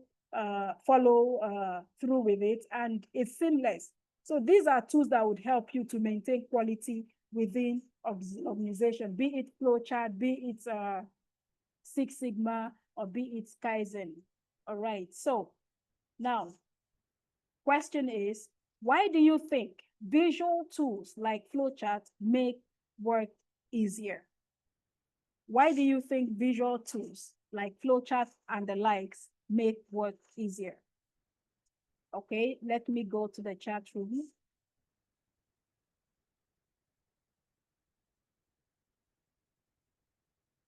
Okay, yes? Anyone? Okay, Felix says it provides clarity and guidance. I quite agree with you. I agree with you. Okay, anyone else? Would you prefer that this is just written, just written and no visual tools, like we've seen on the Kaizen process, right? We've seen the flowcharts. Why do you think visual tools like flowchart and the likes make work easier? They are easy to understand. It provides means for traces. Okay. All right, so that's it. Actually, it makes it easy for anyone to understand. It makes it easy for documentation processes. Yes, it's a smooth operation processes. Yes, I agree with you, Shuaib. Okay, enhances picture memories. Okay, I agree with you. Provide means to traces. Okay, good. All right, so what are the benefits of quality and process management? Number one, high customer satisfaction, reduces cost and waste. Absolutely. Improves efficiency and productivity. Yes. Sustainable competitiveness, competitive advantage. Yes, agreed. Okay, so we can all agree to this, right? Now, an example, by reducing errors and improving delivery speed, customers return more often. So the store saves money and builds trust. Yes. So in other words, quality management leads to efficiency and satisfaction. Yes. Okay. So, question. How does good quality attract loyal customers? And why do you think sustainability is tied to quality? So I need your responses in the chat room. How does good quality attract loyal customers? And why do you think sustainability is tied to quality? So you can either choose question 1 to answer or choose question 2 to answer. I think we're gradually coming to the end of the session. So question, how does good quality attract loyal customers or customer loyalty? And why do you think sustainability is tied to quality? Can anyone tell us? You can unmute to speak, or you put in the chat room. Yes. Okay, Humphrey, customers tend to buy products they trust. Absolutely.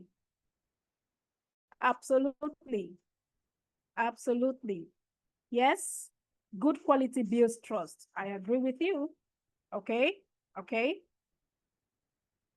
Yes. Can we hear from others? Let's hear from others. Any more attempts?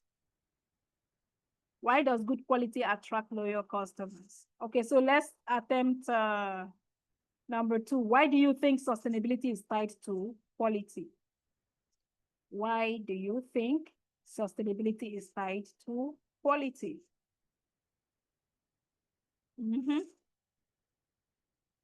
Yes. Anyone?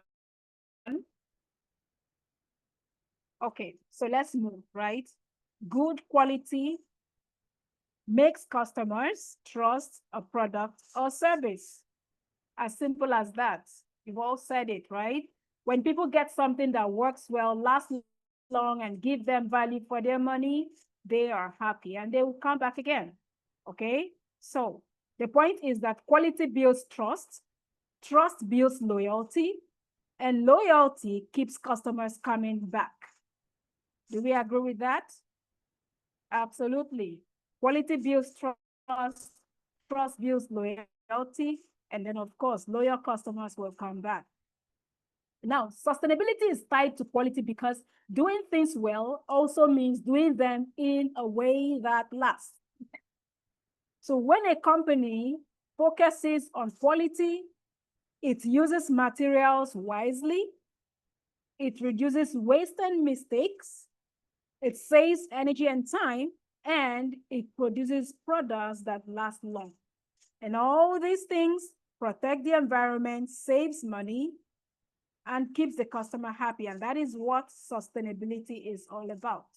If in what you're doing, you're saving the environment, you're also saving money for yourself, and your customers are happy, that's part of what sustainability is all about.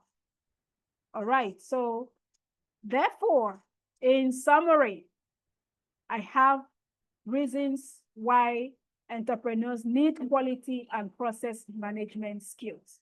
And that is, quality management helps them make sure that customers are happy and get good value. And process management helps them organize how work is done, the step-by-step approach, so that it is fast, consistent, and it is waste-free. So without these skills, mistakes happen often, customers complain or leave, and the business loses money.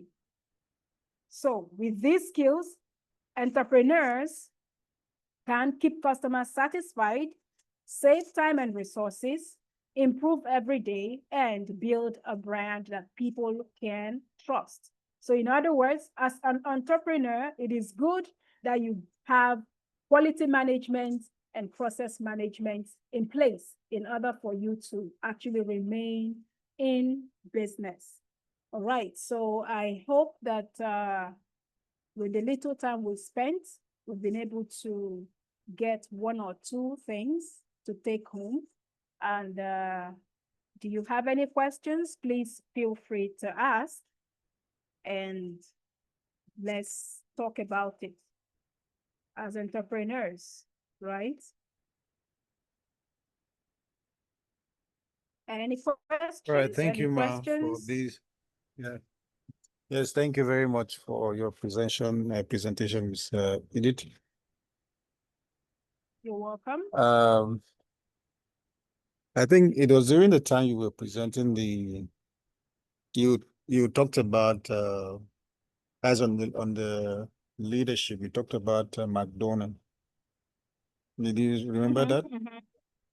Yes, Now, yes. you see, over the years, in one of the ISO, we talk about business continuity, right?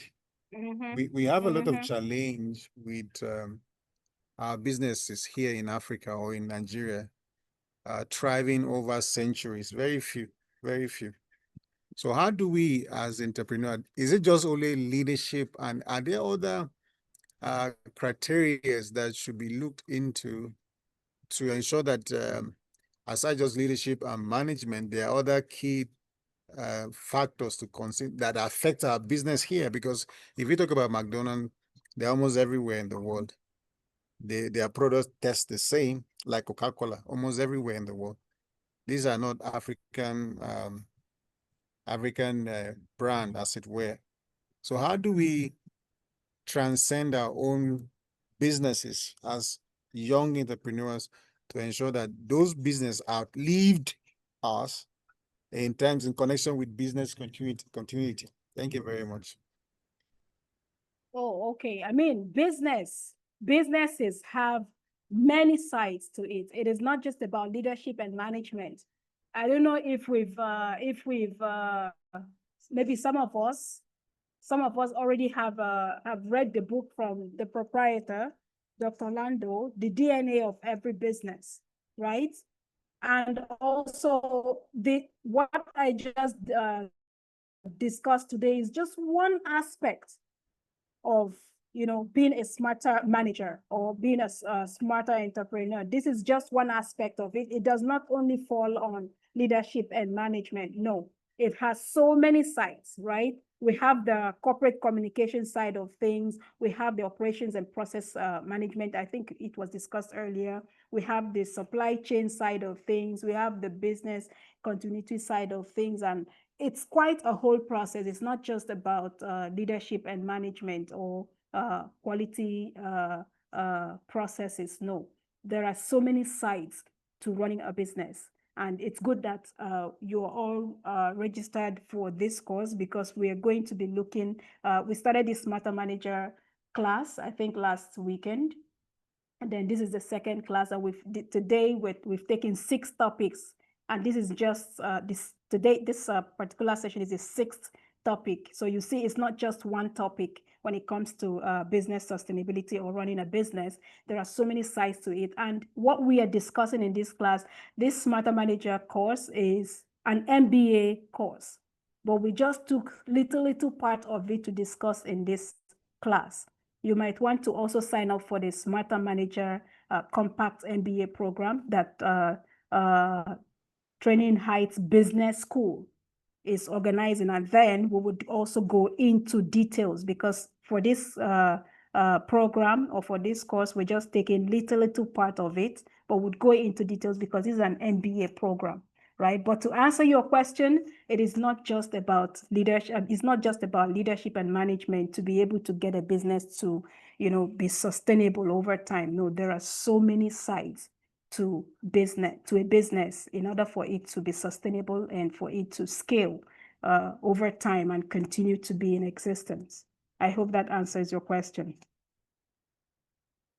Yeah, just like you, thank you very much. Just to add to that, in terms of I appreciate the scenarios you were giving us during the presentation.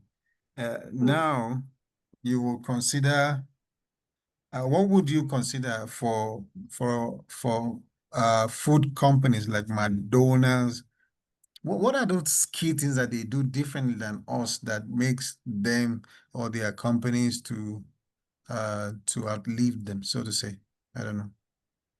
Okay, so I would say, off the top of my head, I would say they have a good business continuity model, right?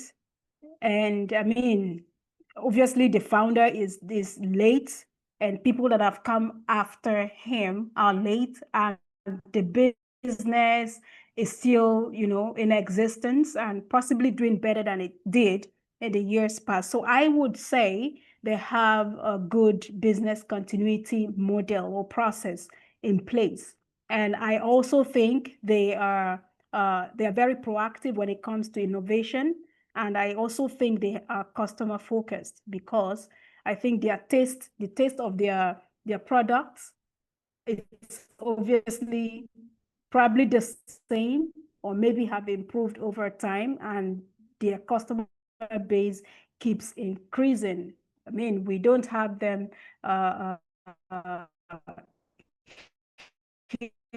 in Nigeria, but I do know I've been to some of their outlets in South Africa, in Dubai, and the likes, right? So, yeah, right. So I think they have good focused, customer oriented, and business, and help them to keep scaling and innovating. I think they are also innovative, anyways.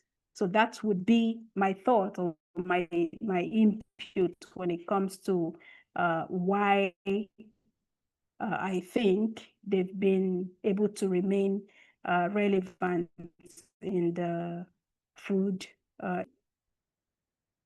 So, but at least, I mean, I think if we research more or do some digging, we can find other reasons why they've remained in business and still relevant in the industry. Yeah. Hello. Yes, Humphrey. Yes. Thank you very much. I want to add to what you have just said. In my own opinion, I think the African business environment is not conducive for growth. You look at it in the other way, like a year or 2 years ago, some multinational companies, they left Nigeria. They are not leaving not because they don't have the financial muscle to do business. They are leaving because the environment is no longer conducive for them, maybe due to exchange rate, volatility in the exchange rate. You talk of the political environment. All these factors contribute to business going off after some years in Africa and Nigeria as well. Okay, I quite agree with you as well. I agree with you. I agree with you. Okay, so thank you very much also for that input. Yes, more questions, more thoughts to share? Please go ahead.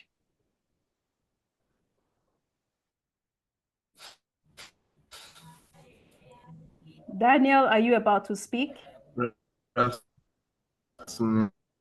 Good afternoon.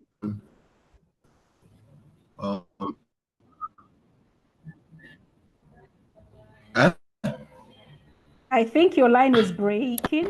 I can't hear you clearly. Hello, good afternoon. I kind of joined in late, so I'm asking like, how can a business thrive in Nigeria as it is right now? Can you hear me? Can you say that again? Yes, can you say that again? Can you hear Please? me? Yes, I can hear you I now. say, how can a business thrive in the Nigerian market as it is right now with the dollar rate and everything? How can a good business? Okay, so I think my response would be, I mean, before you go into any kind of business, right? It's important to do your feasibility study, right? Because sometimes location also matters, right? And then you look at, will you be able to scale given the tax situation in Nigeria?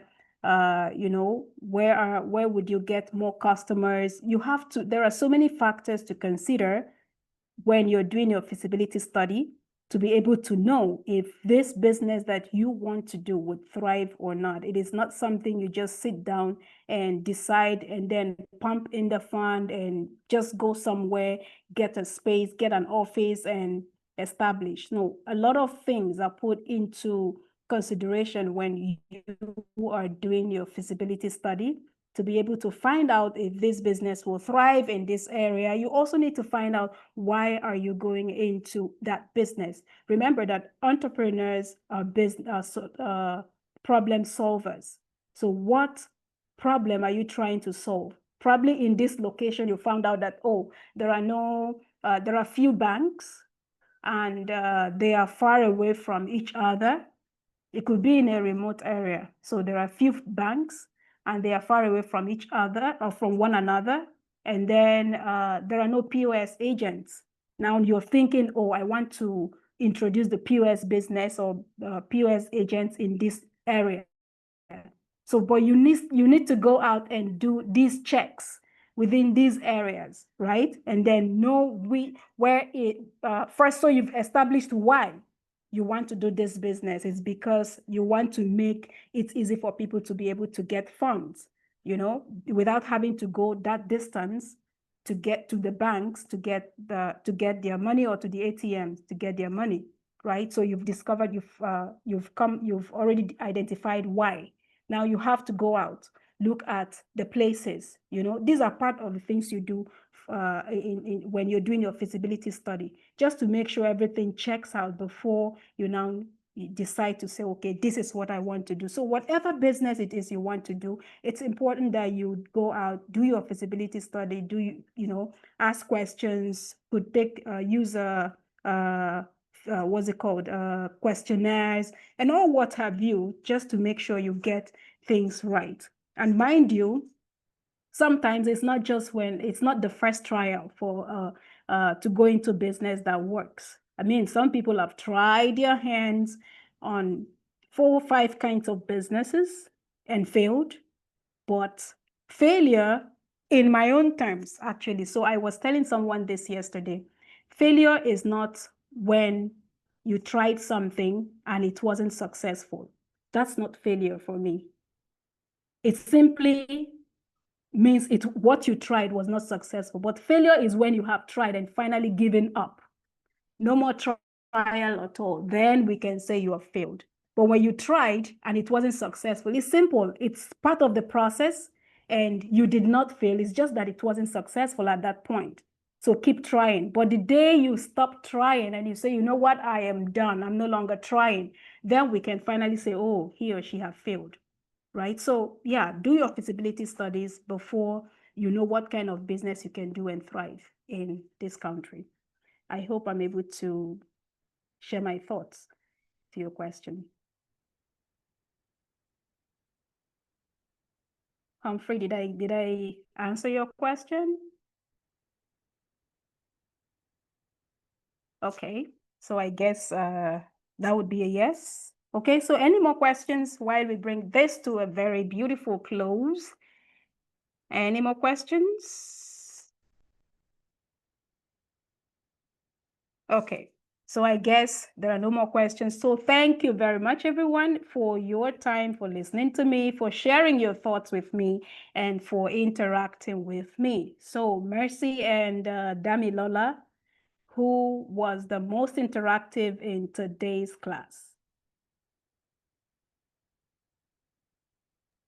Wow, I think that's going to be dicey though. A lot of them were participating very, very well. Rick is one, Pretty Beauty, Humphrey, hold on, let me check my notepad. Okay. We also have Felix. Felix was also there. Kayode too. Those are the persons that were really, really engaging in the class today or for this session. So that's how many of them? That's Rick 1, Humphrey 2, Kayode 3, Pretty Beauty 4, Felix 5. That's 5 of them. Okay, so you get it. Please get in contact with them, and I will discuss with you what we are to give to them. Okay, so it's going to be a token, but when you receive it, then just know that it's a token, and we're grateful for your participation in today's class. And we want you to always participate. Everybody on the call, participate in the classes, give your responses, you know, interact with the trainers, and just have a good time in class. You know, this is, if it's a physical class, you would see your trainers and you'd have conversations. If there's any need to laugh, you laugh. It's not, this is not too serious. It's a classroom, right? So let's keep the interactions going and coming in all our classes. And so do have a wonderful weekend, everyone. Stay happy and stay blessed as always. Thank you. All right, a very big round of applause to our last trainer for today. Thank you so much, Felix. Please, there is a feedback form. Thank you, Rick. There is a feedback form in the chat room. Please, we need you to fill it up. This will enable us to improve on our service delivery. And then also for the people I mentioned, their names, there is a WhatsApp number in the chat room as well. Kindly chat me your names there, okay? Thank you so much for your participation in today's class from the very beginning up till now. A very big thank you for staying by, and thank you to all of our trainers. Oh, could that be your network? Daniel, give me a moment, please. Let me confirm that.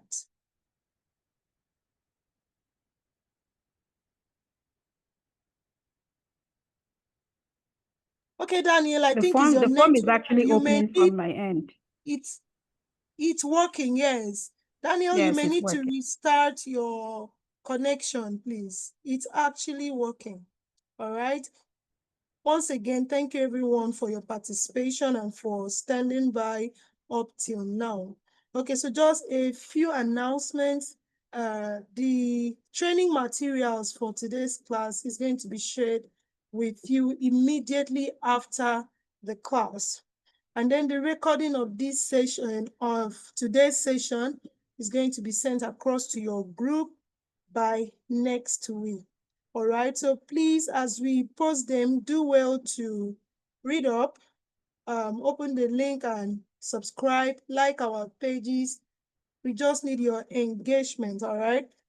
Thank you so much. And follow us on all of our social media handles. If we have any other information, it's going to be sent across to every one of you in your group. Also, before we go, thank you so much, Ahmed. Before we go, for those of us who are yet to pay our registration fee, please do well to pay up your registration fee. And once you are done doing that, send us your proof of payment to the designated email address. Please, we are going to respond to all of your emails. Like I said earlier, most of your mails has been responded to. It could be network or something, but if you have not received a mail from us, if you sent your proof of payment and you didn't get any response, kindly chat the WhatsApp number in the chat room, all right? And you'll be responded to accordingly. Once again, thank you for your attention.